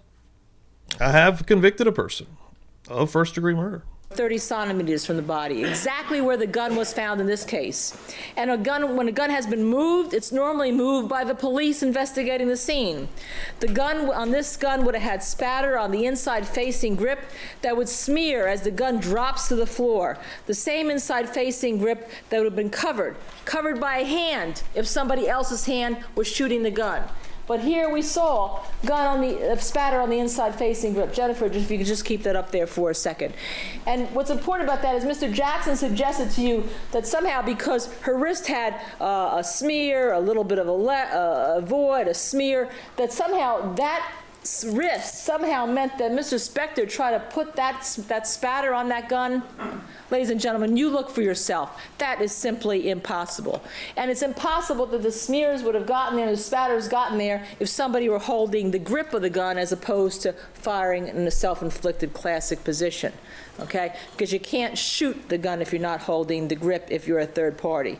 And then what happens is, as the gun falls, as it would normally do, some of the spatter spears on the inside facing of the gun. And if you recall, I asked one of the criminals whether there was a smear found on Lana Clarkson's left side of her slip, right where the gun then would have possibly fallen. And what happened? Let's look at the slip, and you'll be able to see it. You'll be able to see it up there. That was a smear. The gun clearly hit the left side of her slip on the way down to the floor. Moreover, if somebody had tried wiping the gun, now you look at this. There are, see these aren't lane prints, but they're fingerprint ridges below the blood. If somebody tried to wipe a gun, you wouldn't have blood above the fingerprint ridges that are on the gun. They couldn't get latent prints of this, but you simply wouldn't have that. You can see those. We ask you to look. You search the facts. You search the pictures. You seek the truth. Finally, the suggestion that somehow that this wrist spatter occurred because Lana Clarkson hand was manipulated by Philip Spector is untrue. That wasn't what the science was saying. Rather, it was the government testifying as to what the scientific evidence they would like it to be, not letting the evidence speak for itself. And you cannot allow anybody speak for you, whether it's Mr. Jackson or I. We, not the government, had to call the Alhambra police officer, as I told you. That clearly, if you're taking somebody who's got spatter on the wrist, and we know it exists because Jamie Lintonwood said that it does, that clearly accounts for smearing on the left wrist. And as a matter of fact, you can confirm this is being true, because if you recall in the 911 log, the police officers confirmed at 5:56 that Lana Clarkson had died, even though the paramedic didn't come into the house until about 6:20 or 6:30 and confirmed her death with the pads. Somebody had touched the left wrist, smearing the blood spatter that Jamie Lintonwood testified existed on her wrists. Somebody had done that, and we had to bring the Alhambra officer in to tell you that they're the ones who picked up her left wrist, not her right, and took her pulse. The government further says that the gun was wiped down because there's blood owning the recesses of the barrel. Well, ladies and gentlemen, this gun was in her mouth and came out of her mouth. Of course, there's going to be saliva that takes blood with it on the barrel edge. You were given half an investigation, maybe a quarter. But what really happens, and what really happens when you look in the jury room and the evidence from this courtroom and what you will see, that's going to be a crucial point, because you will see, I believe, when you look at the evidence, or we suggest when you look at the evidence, that the gun was not wiped down and the placement of the gun simply was not staged. This was an after-the-fact scenario to support the conclusion from day one that Philip Spector was guilty of murder, because there simply wasn't any forensic evidence to show that he held the gun, put it in Lana Clarkson's mouth, and pulled the trigger. Now, you know the gun was not wiped by what you see, and we've talked a little bit about the angle and trajectory of the bullet. But let's go back and talk about some of the scientific findings with regard to Ms. Clarkson and Philip Spector. Dr. Pena came here and told us 3 weeks before trial that he got a call from the government asking whether a bruise on the left side of Lana Clarkson's tongue was consistent with somebody forcing a gun in her mouth. we suggest to you that this is a manipulation of what was found. Dr. Pena stated Tina. that he Thanks for coming did in here. this just before trial. Okay? And I'd like you to just take a moment, you can read that. Happy Sunday. Hope you're doing well.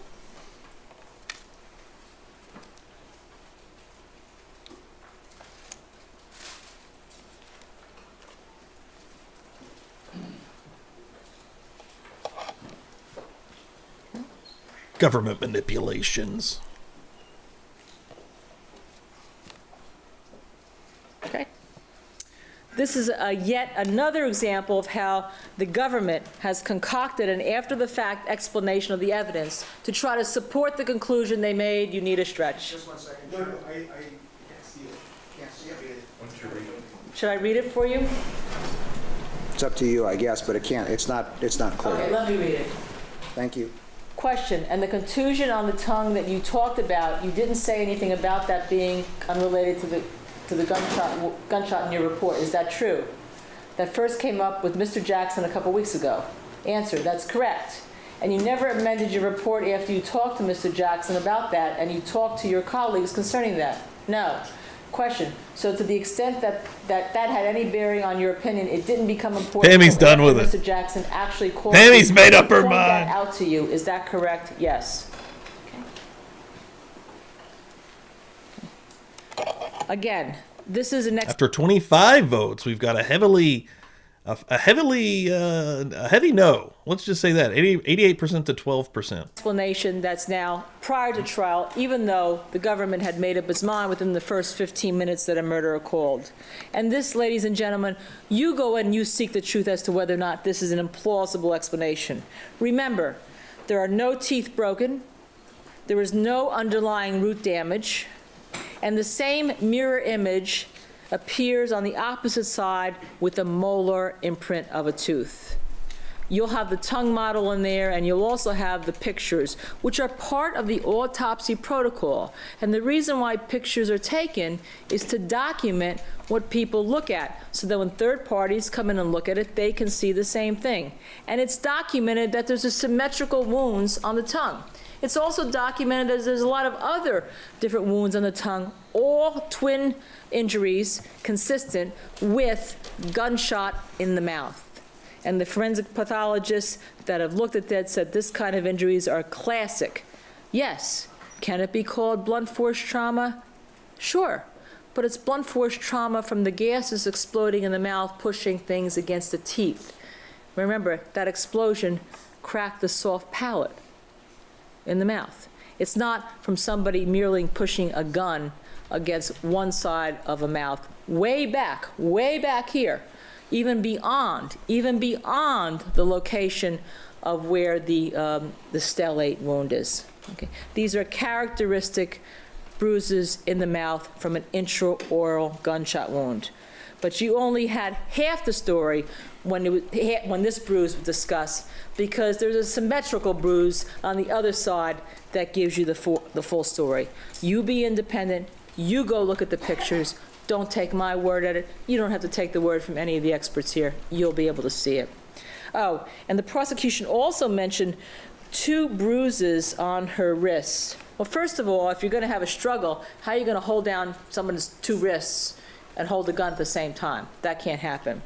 But we've discussed what would be apparent on her body and clothing, Philip's body and clothing, if there was a struggle by somebody who's nearly 6 feet and physically fit against a man who's 63 years old and physically frail. She was also taking a drug that's known to make one bruise, not only bruise easily, but Dr. Middleberg says it's the kind of drug that you can even have spontaneous bruises, that you can touch this and you can get a bruise. And you will see that the bruises, and you heard even from Dr. Pena, that they could occur up to a week. Some people say 4 days, some people say 2 days, up to a week before anything. They're not bruises that occurred, that anyone could say occurred on the night or the morning hours that she died. Pena acknowledged that. But the government wants you to believe that these bruises occurred on that night, because it's the only thing they have to support their theory of a struggle. Now, do you also recall that when Ms. Clarkson went to her doctors, Dr. Batra, she checked in her medical records, that she bruises easily, and we'll talk about that. And she had 3 checks in those records that she bruises easily. And she had bruises on her legs. She had bruises all over her body in various stages because she was on a medication. That causes that. That wasn't caused by Philip Spector, and there's no proof that it was caused by Philip Spector. Now, also, do you also recall that there was a white missing particle on Miss Clarkson's shoe here? Taser wire, white missing particle. Okay. Dr. Harold, Criminals Harold told you they were looking for that particle also for a long time. They'd been looking for it for a long time. But today, or this month, when they came to trial here, they told you that that was a Band-Aid inside her pantyhose. And the reason why Dr. Pena said that he said that, he told you, and we're going to read it, because he said the prosecution asked him to discuss the Band-Aid with you. And let's see if we can read this. I'll read that for you because it's hard. Okay. Question. In fact, that's just the answer you felt Mr. Jackson wanted you to give. Isn't that true? Is that why you answered the question that way? Witness. I didn't know what it was. Mr. Jackson, when he presented to me, filled in the gap for me because I didn't see everything in this case. And if that's the Band-Aid, then that's where it would have been, and that's correct. Okay, he filled in a few of the gaps for you in this case. Is that true? Answer, that is correct. He has been very helpful to you, help you understand the evidence in the case. Is that correct? Yes. This indicates not an independent opinion, but a mindset, an institutional mindset with only one goal. That's awesome. To convict Philip Spector, rather than saying, we lost it. We don't know what it was. More that you weren't told. The government has talked in depth about Philip Spector's past relationships with a few women.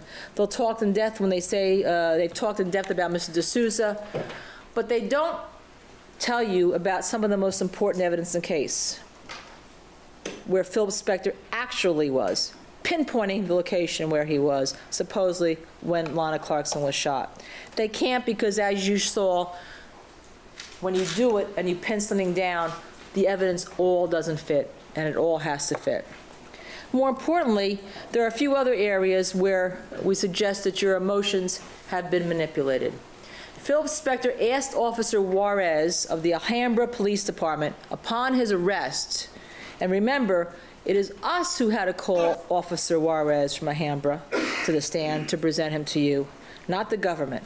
But he asked for his white jacket to be brought to the police station. He said he wanted the list of phone numbers out of the jacket.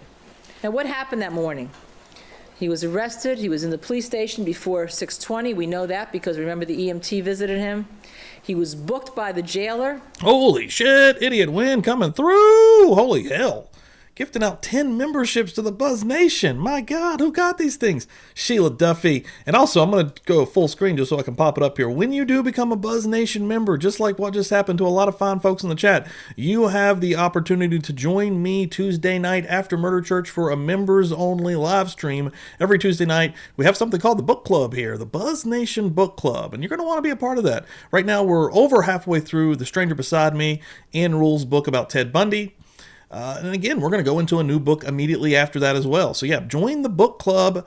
And luckily, right here, Idiot Win just gave that opportunity to a lot of fine folks. Again, Sheila Duffy, Just Joe, Kraken Studio, Pierre, Millie79, Chris Dewitt, my brother from another mother, Firefly getting in here, Gen X Lawyer, Jackie Smith, and last but not least, Cindy Florida River Fossils. Welcome in here. Thank you so much. I appreciate that. Getting you on the wheel right now. Hell yeah. Buzz Nation, baby.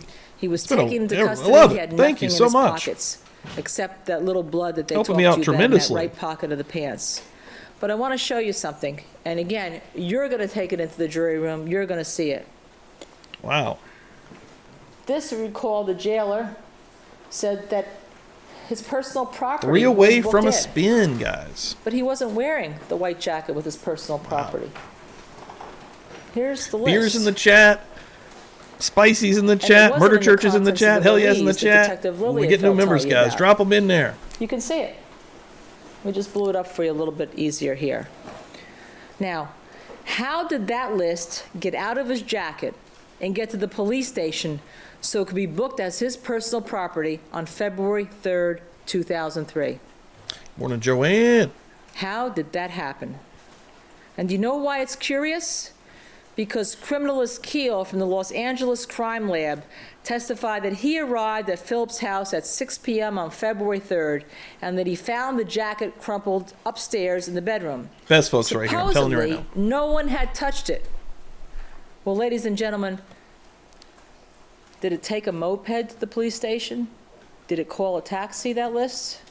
Someone clearly had picked up the jacket, I don't think I knew that. taken the list out, and brought the contents to the police station to be booked, because that was the list he was asking for. In any event, despite that fact that it had been manipulated and no one has owned up to that, it still, Phil Spector's jacket still didn't have any blood spatter on the arms below the elbows, had no blood spatter on the front arm of the right jacket, and it had no smokeless particles that were ever tested and documented, and it had no tissue on it. The jacket had a few transfer stains. Again, I told you transfer stains are interesting because they sit on top of, Stuart James told you, transfer stains were interesting because they sit on top of a jacket. They don't get into the fiber like spatter does. That means somebody just touched anything. It doesn't mean somebody's the shooter.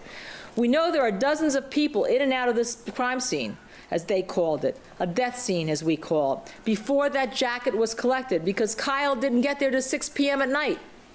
Since we don't know how many people could have handled this jacket, you can't even be sure where those transfer stains came from.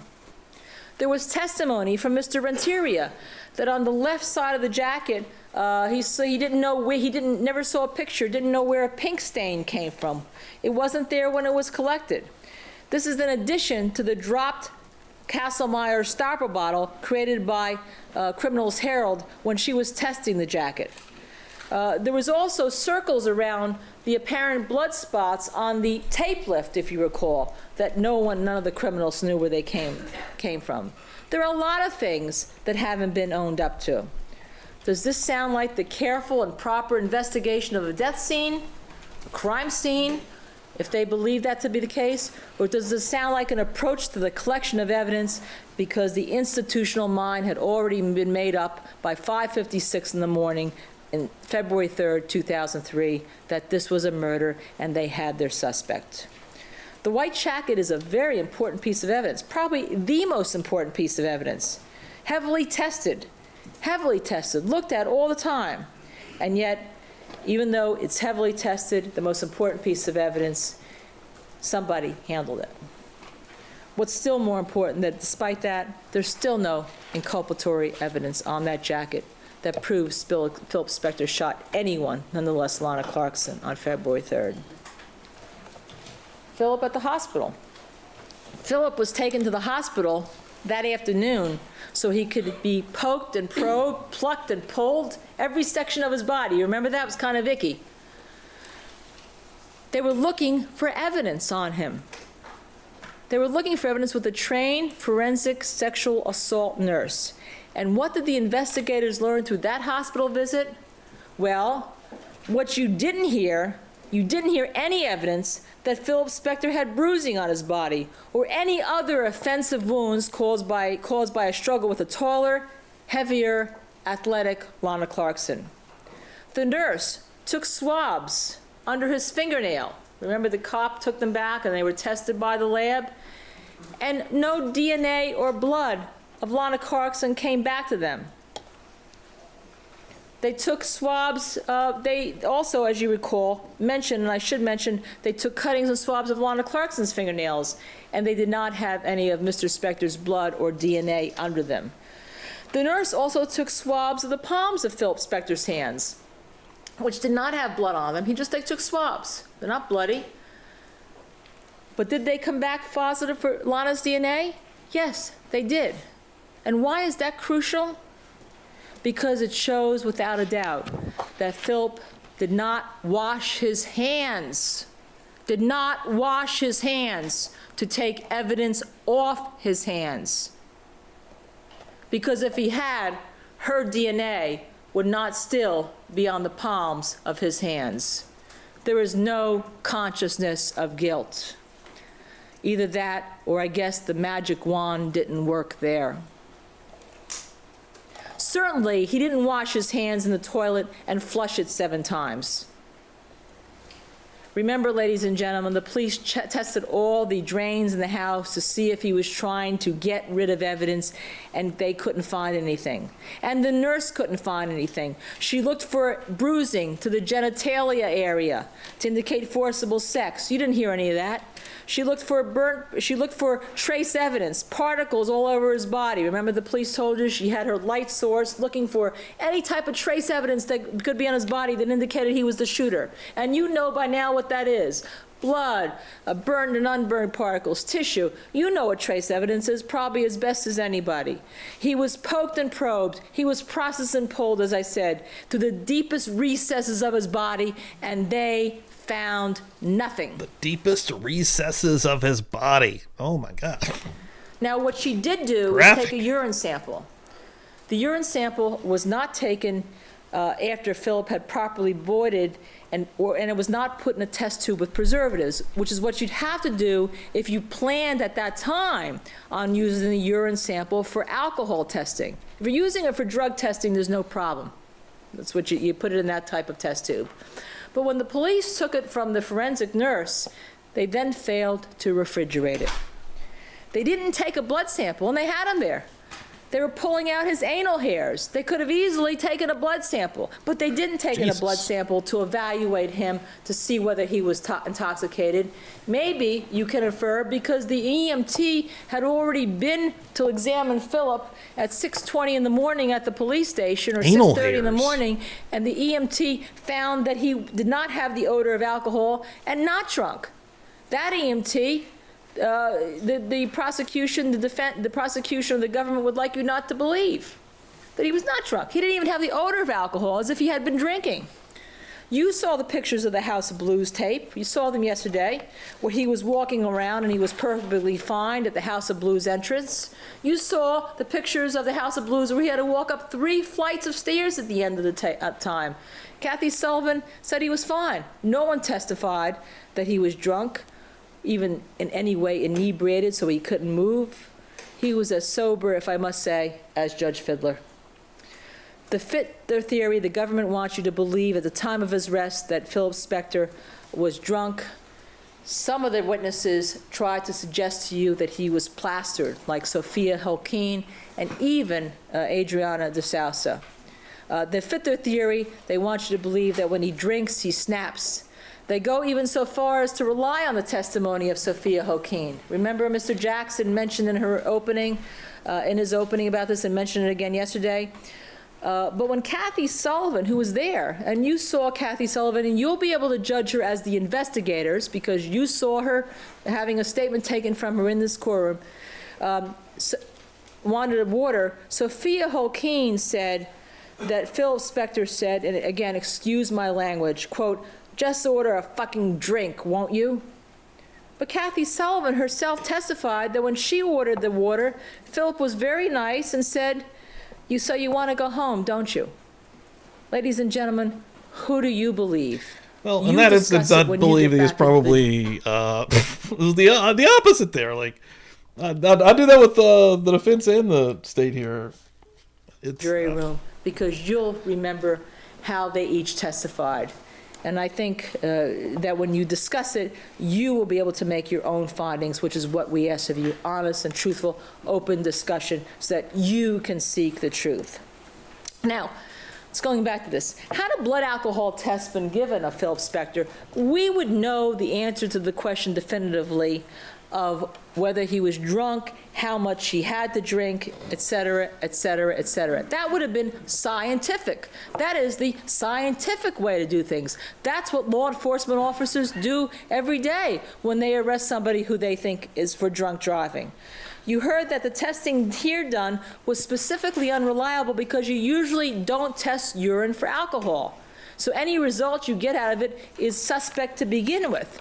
But it's even more suspect here because urine, if it's not in a preservative, which this test tube did not have, if it's not refrigerated, continues to make more sugar, more sugar, more sugar, bacteria. And then you create an artifact in the urine that looks like alcohol, appears to be alcohol, and is not. But you do that because the sample wasn't collected. If they really wanted to know if Philip Spector was drunk, they could have tested it. It didn't cost much. They didn't even have to send it out to another lab. It didn't cost obviously as much as the Viagra testing that they didn't do either. Now, why rely on the salacious testimony of Sophia Hokin? Why rely on the salacious testimony of those words rather than rely on the sober scientific methods that are used by law enforcement every day of the week? They failed to rely on the proper scientific methods, and here their focus should not have been on how much Philip Spector had been drinking, but on the fact that they had in their possession and never looked at an indication from Ms. Clarkson's own mouth that she has hurt herself when she drinks tequila. Sexual contact between Philip Spector and Lana Clarkson. I think that happens on both sides, by the right? prosecution. Wasn't sober at all, I don't think. I also don't think Lana was sober either. When they presented Mr. Renteria on the DNA. Because if you recall, the forensic nurse also took swab samples off Mr. Spector's penis and his scrotum for DNA testing. And remember, they really when Mr. did Renteria get deep came into in Phil here and Spector discussed here. all the DNA in the No pun case, and intended. then on cross-examination, for the first time, because you only got half the story on the direct, for the first time you learned that there was biological material on each of them. On Mr. Spector's scrotum, there was DNA with the weak amylase. You'll check your notes. And on Miss Clarkson's nipple, not her brow, on her nipple, there was also Mr. Spector's DNA. Now, the prosecution wants you to believe that the DNA on Mr. Spector's scrotum, even though 9 of the 13 markers match Lana Clarkson, can come from anybody of the 45,000 people in LA County. Anybody even in this courthouse. Unfortunately, none of those people were with Philip Spector that night. Lana Clarkson was. Now, why were these facts not brought to you? Why did we have to bring them out in cross-examination? You can draw your own conclusions. But the prosecution's theory is that Philip Spector got frustrated when Lana Clarkson refused his sexual advances, and that he snapped and he pulled a gun on her. Interestingly enough, the swabs of Philip's genital area also revealed another person's DNA on his penis. Obviously, he was a busy guy that evening. But do you really think that he wanted to prevent Lana Clarkson from leaving because he wanted to be serviced yet another time? And isn't the whole Viagra thing ridiculous? Ladies and gentlemen, we suggest to you that that is an afterthought. In 2003, the government... they're just beating the jurors over the head with every bit of information. Like, I don't know if that's the best. I mean, the state did it as well. Alan Jackson was up here for many hours doing the exact same thing.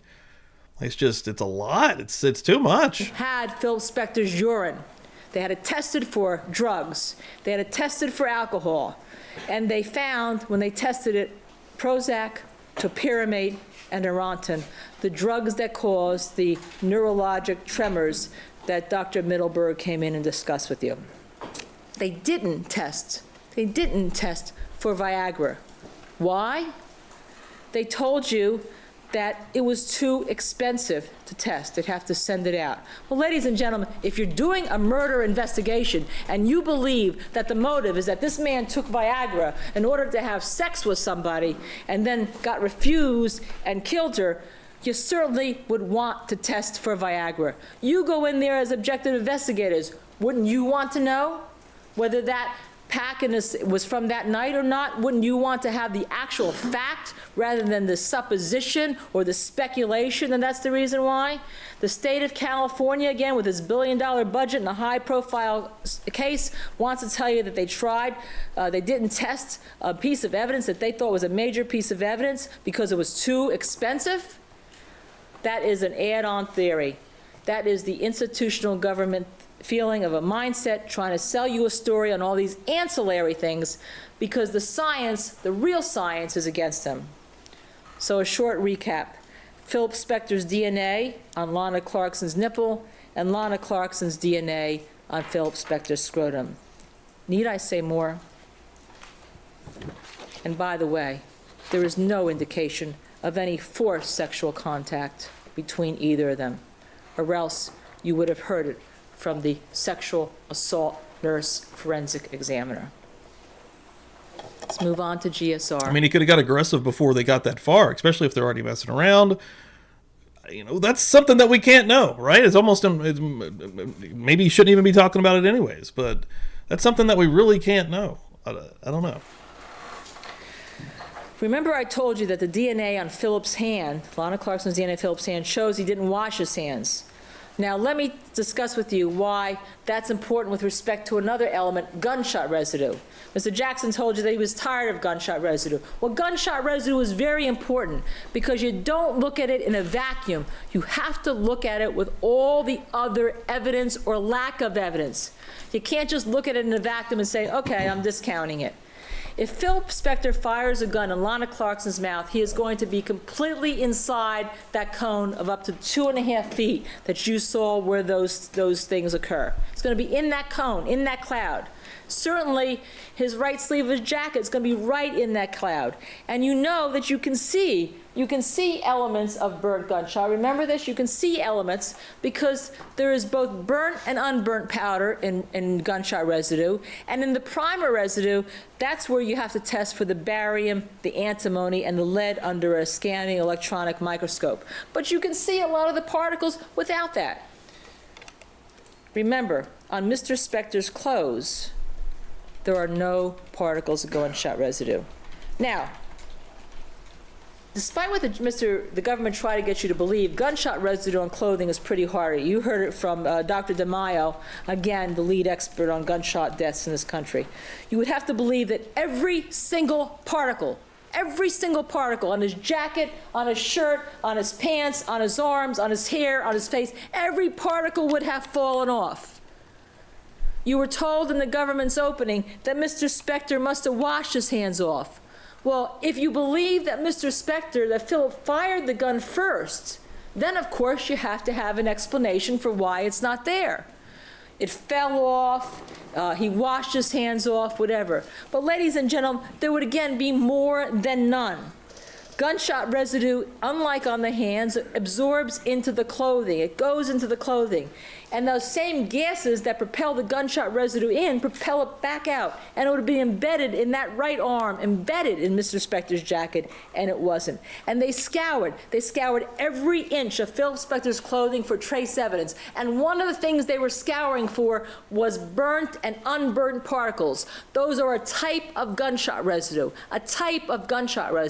not the sticky swabs where they're looking for primer residue of barium, antimony. They didn't do that, but they looked for burnt and unburnt particles along with other trace evidence, the particles of teeth, the blood, and they didn't find it.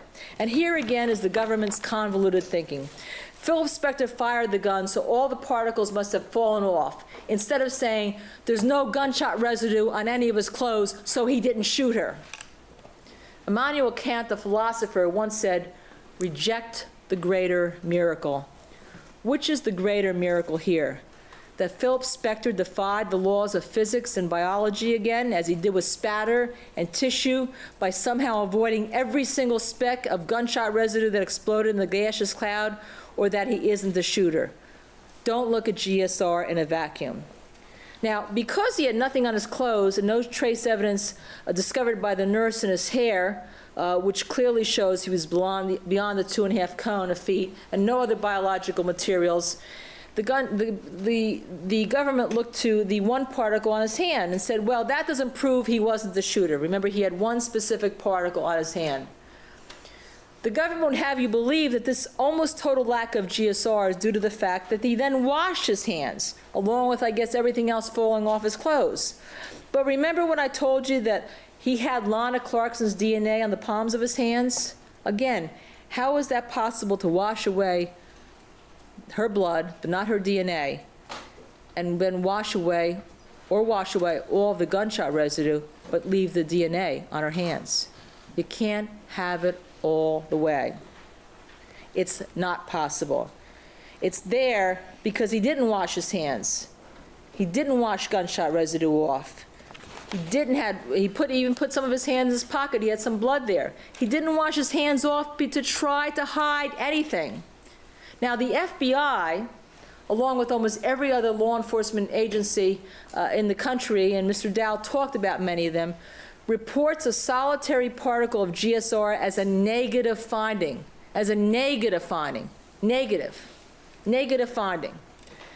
And you can't conclude, even under the Los Angeles Sheriff's Lab standards, that someone fired a gun because of it. But here, you only have one particle. And usually, what that amounts to, according to Mr. Dow, was that you have it because you've picked it up by contamination. And Mr. Dow talked to you about the experiments done by himself in LA. And what he found is that when people are arrested, they're handcuffed behind their back, like Mr. Spector was, and they're put in a police car, and they pick up a few particles, usually under 3, 1 or 2. And that is why What's up, Ernie? Welcome in here. The FBI doesn't report anything under 3 out as a affirmative finding, because it's likely picked up by contamination. Or even perhaps in his own foyer when the police tackled him to the ground in front of the decedent's feet. Okay.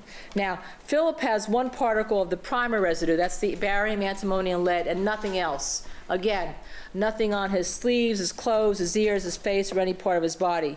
Yesterday, you were shown a slide that said he had a particle on the right sleeve of his jacket. Dr. Criminalist Harold came in and said, at trial 40 years later, but I think I found maybe part of a particle. It was never documented as being a particle of anything because she never tested it. Never tested it. So why make that up? Why come in here and say, oh, I think now there may have been half a particle, when until this trial, there was none documented anywhere. And remember, Lana Clarkson had a lot of particles on her hands, on the back of her hands, and that was the only location they swabbed. So many they stopped counting. Yo, Joshua Jackson, welcome in. Because if they had swabbed, she has been going for a long time, and yeah, I think she's doing a good job. Like they do in Texas, in Oregon, in New York, and in other places around the country, they could have easily confirmed another fact that would have proven I think we still got a while left. got the gun, because I'm there going to was the bathroom. I'll be right back, guys. GSR in the palms of her hands. Just because Los Angeles did it this way doesn't make it right. And just because the right way wasn't done doesn't make Philip Spector guilty. The collection, testing, and presentation of evidence to you is designed to support only one theory, the one that was formulated at 6 o'clock in the morning, on 5 o'clock in the morning on February 3rd, 2003, that he's guilty. You, ladies and gentlemen, you go in there and you follow the evidence where it leads you. You follow the evidence where it takes you. You seek the truth from the evidence. Don't go in with an opinion first and then say, what are the evidence supports me, and let me ignore the rest, as was done here. Psychological autopsy. With all the clearly the evidence that points to Lana Clarkson holding the gun, and again, you don't take it alone. You have to put everything together. And pulling the trigger, it still takes the coroner 8 months to make a finding of homicide, when that's usually done in 1 day. They put on their notes it was a high-profile case. The celebrity was in custody, but they had a big problem. The scientific evidence did not support their conclusion, so they needed 8 months to justify calling this a homicide. Dr. Pena relied on several non-scientific factors to call this a homicide, not anything from the autopsy table or the scientific evidence. And a lot of the stuff that he should have had was withheld from him, and that's a shame. One of them was the fact that Lana Clarkson, that he relied on, and he told you in his testimony, and I quote it, no evidence to indicate depression, comma, any psychiatric order for depression, close quote. Many times he testified that she had hope, she had hope, she had hope. But at the time of his findings, he had not reviewed most things that you have about Lana Clarkson's psychological state. So it's kind of disingenuous to come in now for the government to say that one of the factors that was considered by the coroner was her state of mind when Dr. Pena really had no idea what her state of mind was at the time he declared this a homicide, which is when he put it first on his notes on February 3rd, 2003, and then redeclared it on a death certificate in September 2003. He only had one note that indicated that she had been depressed over the previous holidays. Now, from that one statement, however, did he ask to see anything? No. Was he given anything? No. Not in terms of that. But in March of 2004, when the government started getting into Miss Clarkson's laptop computer, and remember, they didn't have her desktop because the police never seized it when they looked at her apartment around February 6th or 7th, 2003. Some problems must have arisen. You'll be able to see that from the evidence. Because a criminalist from the coroner's office suggested that a psychological autopsy be done. They obviously discovered something, but no one wanted to tell you what it was.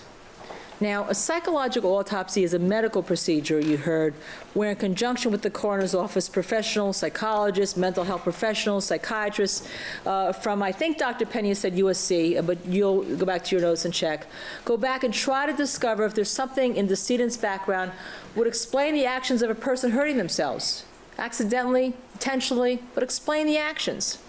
This is a frequently used tool that was used by the LA coroner's office and invented by them. And you know that you can infer that sometime in 2004, the government was worried about whether Lana Clarkson believed she had a future because they hired an independent computer expert to look for one thing on her computer because they hadn't been able to find it. If you recall, they uploaded, downloaded, they sent it to the Selective Service, the Secret Service, they couldn't deal with it. They only had like 3 emails that they had taken out of it. But they wanted to know if she had a calendar for the year 2003. Because none had been found, I think we do. Yeah, we still have a state's rebuttal as well. At her cottage. None had been found on her computer that they could find. And that's the only thing they were looking for. Because they know she had one for 2002. Because they knew that somebody who doesn't have a calendar for 2003, there may be some issues. The government has stated that Lana Clarkson was hopeful and planning things for the future. And yet there was no calendar. We also know that the DA also found out, the DA's office found out, because there was communication between their computer expert, Mr. Hayes, and the previous district attorney, that there was a letter to a man that she thought that she was going to marry, a man named LB, who she called the cowboy, and who had jilted her, not worked out, soon before her death. You would think that if somebody were looking to see, if somebody were depressed or had love issues or financial issues or any type of issues, that would give them risk factors for doing something stupid, that they'd want to look into her past and they'd want to look more. And obviously, somebody from the coroner's office did. But the government also learned when they had this letter from L.B. Moon, which they first had in 2004, now this is after Philip Spector has been arrested and charged, that she had periods of blackout drinking. And this was in her own words. You'll have the letter in there, the important parts of the letter. You don't have to rely on Mr. Jackson and me. You'll be able to see from Ms. Clarkson in her own words. This is important because the night she died, she had a blood alcohol level of 0.12, Vicodin in her system, and another over-the-counter drug, which was a central nervous system depressant. We know when she left the House of Blues at 3 a.m., she had not had a drink. And by the time of 5 a.m., she had been drinking tequila, and she had a 1-2 in those period of hours. We know her fingerprints were on the neck of the bottle, suggesting she had chugged tequila. We know the government had saved one reference that they had found, because they only used keywords. If you recall Mr. Fortier when he came in, that she had saved a reference to a depression screening clinic from an email that was sent in a mass mailing by the Screen Actors Guild. We know that the government had an indication that she had trashed her apartment when she was depressed. And while the government knew all this, when he made the judgment of homicide in September 2003, he was relying on only the heat is, let me fix that.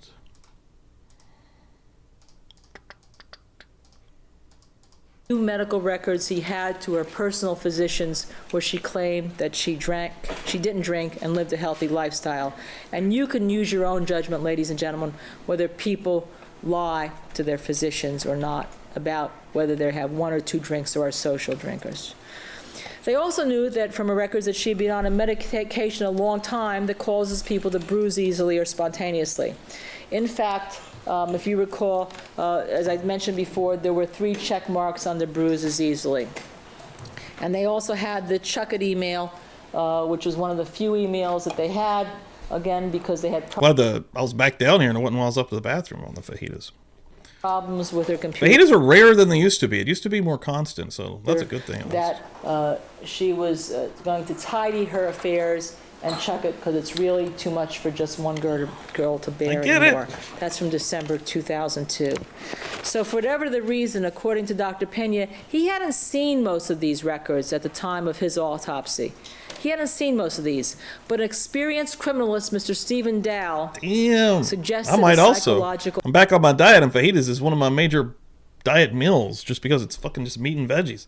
Autopsy be done in 2004. Helped me out a lot the first time when I lost 30 pounds. A lot of fajitas. When they started to get indications of this. And there was a letter in May of 2004 after a meeting that had occurred, and I'm going to take my time on this because I know you haven't had a chance while we were doing testimony to read this, that occurred that there had been a meeting with Dr. Pena and the staff, and Stephen Dow suggested the option of a psychological autopsy of the victim. May 3rd, 2004. Okay? Maybe premature at this time. Suggested a psychological autopsy. Okay, so you know that indeed that was suggested, right? Now, the DA then, a year later, almost a year later, March 25th, 2005, sends another letter to Dr. Lakshmanan that says they have decided that the background investigation of Lana Clarkson is complete, and based on their investigation, that's the DA's investigation, there's no basis to believe that Ms. Clarkson took her own life. That's based on their investigation. And yet the psychological autopsy is a medical procedure. It's not a criminal, it's not a procedure that's to be taken by the police. Okay? They also included in that letter a box of documents that they gave the Dr. Lakshmanan. A lot of them didn't have most of the stuff that you saw. But did have some of the stuff. It had what I told you about was a few of the emails that they had pulled out. And they had a lot of statements. And you'll have those letters inside the jury room with you. And you read those letters and conduct and see where they take you. But once the DA told the coroner that they had decided where this case was going, Dr. Pena told us that Dr. Lakshmanan took the box and locked it up in his office, and Dr. Pena had never seen it. No one had seen it. Ladies and gentlemen, that's half of an investigation. That's not trying to get to the truth. That indicates, again, a mindset. Dr. Pena told us at trial that the best place to look at people and to determine a person's state of mind are her close friends. This was a question about whether he would rely on emails. Dr. Pena said he would rely more on personal contact, would be better through people who knew her best, which would be her friends. This would be the best informational source, in my opinion. Of course, her own words would be good, too. Well, he didn't have the following, and some of this was from her friends, but some of this was from her own words that were locked up in the coroner's office, and words that had never been pulled out of her computer, which you were seeing for the first time here. The fact that she had been sober, tried to get sober and failed, horrible. He didn't have many of the documents you've seen and that we're going to discuss in detail. He never saw any of the statements from her friends. He never sent the coroner's investigators out to interview her best friends.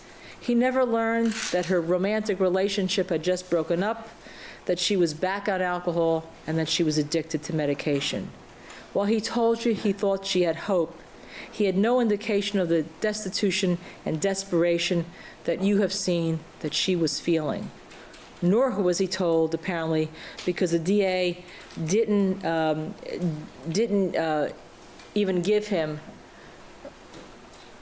Mr. DeSalce's statement. And you'll remember that from your notes, where Mr. DeSalce said that Lana Clarkson wasn't forced to go back to Philip Spector's house. She said she needed a drink. And here is Mr. DeSalce's statement on that. Well, in the parking lot, did she say, I would like to take a drink with him in his house? I really need a drink because I worked all night? Yeah, she said she needs a drink. In fact, I remember she needs a drink. You heard from day one at the beginning of this trial that somehow Phil Spector forced Lana Clarkson back to his house to have a drink. That was not even what Mr. DeSalce had said, and yet Dr. Pena didn't know that. The government continues to insist that Philip Spector forced her there, and yet, which she had the 1-2 blood alcohol level, which means probably 7 or 8 drinks because 5 of them have metabolized. They never even looked at her stomach and contents and tested it, even though they sent it out for testing to see if she had chugged more. Because they believed, and there was a mindset that Philip Spector had forced her to his house. Nor did Dr. Pena have the Long's pharmacy records, which you're going to have in there, Ms. Clarkson's records. And ladies and gentlemen, you have these records because these records have been ruled relevant to you. You'll have them because it's part of your investigation that you have to do when you search for things and you look for the facts and you seek the truth. He didn't even have those things, even though they could have been available to him. And you'll see that even in 1 month, she had 80 pills of Vicodin. And she admitted it in her email. She was addicted, as a scourge of our society, drugs. Ladies and gentlemen, psychological autopsies are medical determinations and not prosecutorial decisions. The independence of a coroner's office is paramount in maintaining any objective investigation to the facts of this case. And here it was compromised by those letters. Someone once said, we are entitled to our own opinions, but no one is entitled to his own facts. We want you to go in there and look at the facts that are objective, not the facts that anyone is spoon-feeding you. And ladies and gentlemen, keep in mind your admonition will resume at 3 o'clock. Thank you. Let's see how long the next one is. Whoa, another hour to go. Let's see how much is left here. We are going to be closing up for today. I got to go get some food because I'm starving to death. So we just finished part 3. We're going into part 4. Then we have an outside the presence of the jury. Let's just see how long that is out of interest. 30 minutes on that. And then I want to see how long part 4 is. I'm guessing another hour. Yes, we already knew that. I said that a minute ago. Part 5 will be another hour. So we got 2 more hours of Linda Kinney Bodden doing the closing. Then we have an outside the presence of the jury. Oh my God, a part 6. Hold up. There might be 3 hours left with Linda. Yes, 3 more hours with Linda. Is there a part 7? Okay, no. Then we start the state's rebuttal, which looks like it's only 1 part, which will be, so we're at what, 4 hours and a half, 4.5 hours, an hour 30. So we're an hour, it's about 6 hours. Outside the presence of the jury, jury instructions, deliberations, which I would imagine will all be shorter. So I would imagine that we're under 10 hours at this point, but we've still got a little bit to go. I think I'm still going to be able to get this done. Again, after looking at Donald Adelson's trial starts on August 19th, that's my goal to get Charlie started. I kind of want to do that basically side by side. If we start early, we start early, but I do want those to kind of, play off of each other. So I think this is going to work out almost perfectly for that, but we still have 3 more hours of Linda Kinney Bodden doing closing. It's been incredible. It's been an incredible trial, just to be honest. Make a lot of jokes in here. We have a lot of discussions. We go back and forth, which I actually enjoy. I love that the chat has multiple people's opinions flowing through openly. It's awesome. That's the way it should be. Everyone that came through here this morning, thank you all so much. As soon as I am going to get off here, I'm going to read that article that Nosy sent me. I appreciate you sending that, and I apologize for not reading it sooner, but I am going to read that right now, and I'm going to put the link back in here for anybody else that would like to read that as well. Right there it is. Outside of that, you will see me Tuesday night again when we will go into here and do at least another hour, and I might try to get through. I'll probably get through both of those videos, part 4, which is the next hour, and then I'll probably do the 30 minutes outside the presence of the jury Tuesday night. So that'll go from about to 9:30, and then we'll go into the book club. Again, all the new folks that are members here, Tuesday nights, members only stream immediately after. I take notes as I go through the chapters. We're getting ready to read chapter 30 and 31, if anybody is reading along with the stranger beside me. And so Tuesday night, we're going to go for a little while. We'll probably be going for about 2.5 hours, Tuesday night, excuse me. And then I may stream Wednesday night to knock out part 5 and 6. That would be 2 more hours of the closing, and then we could go into Thursday with the rebuttal.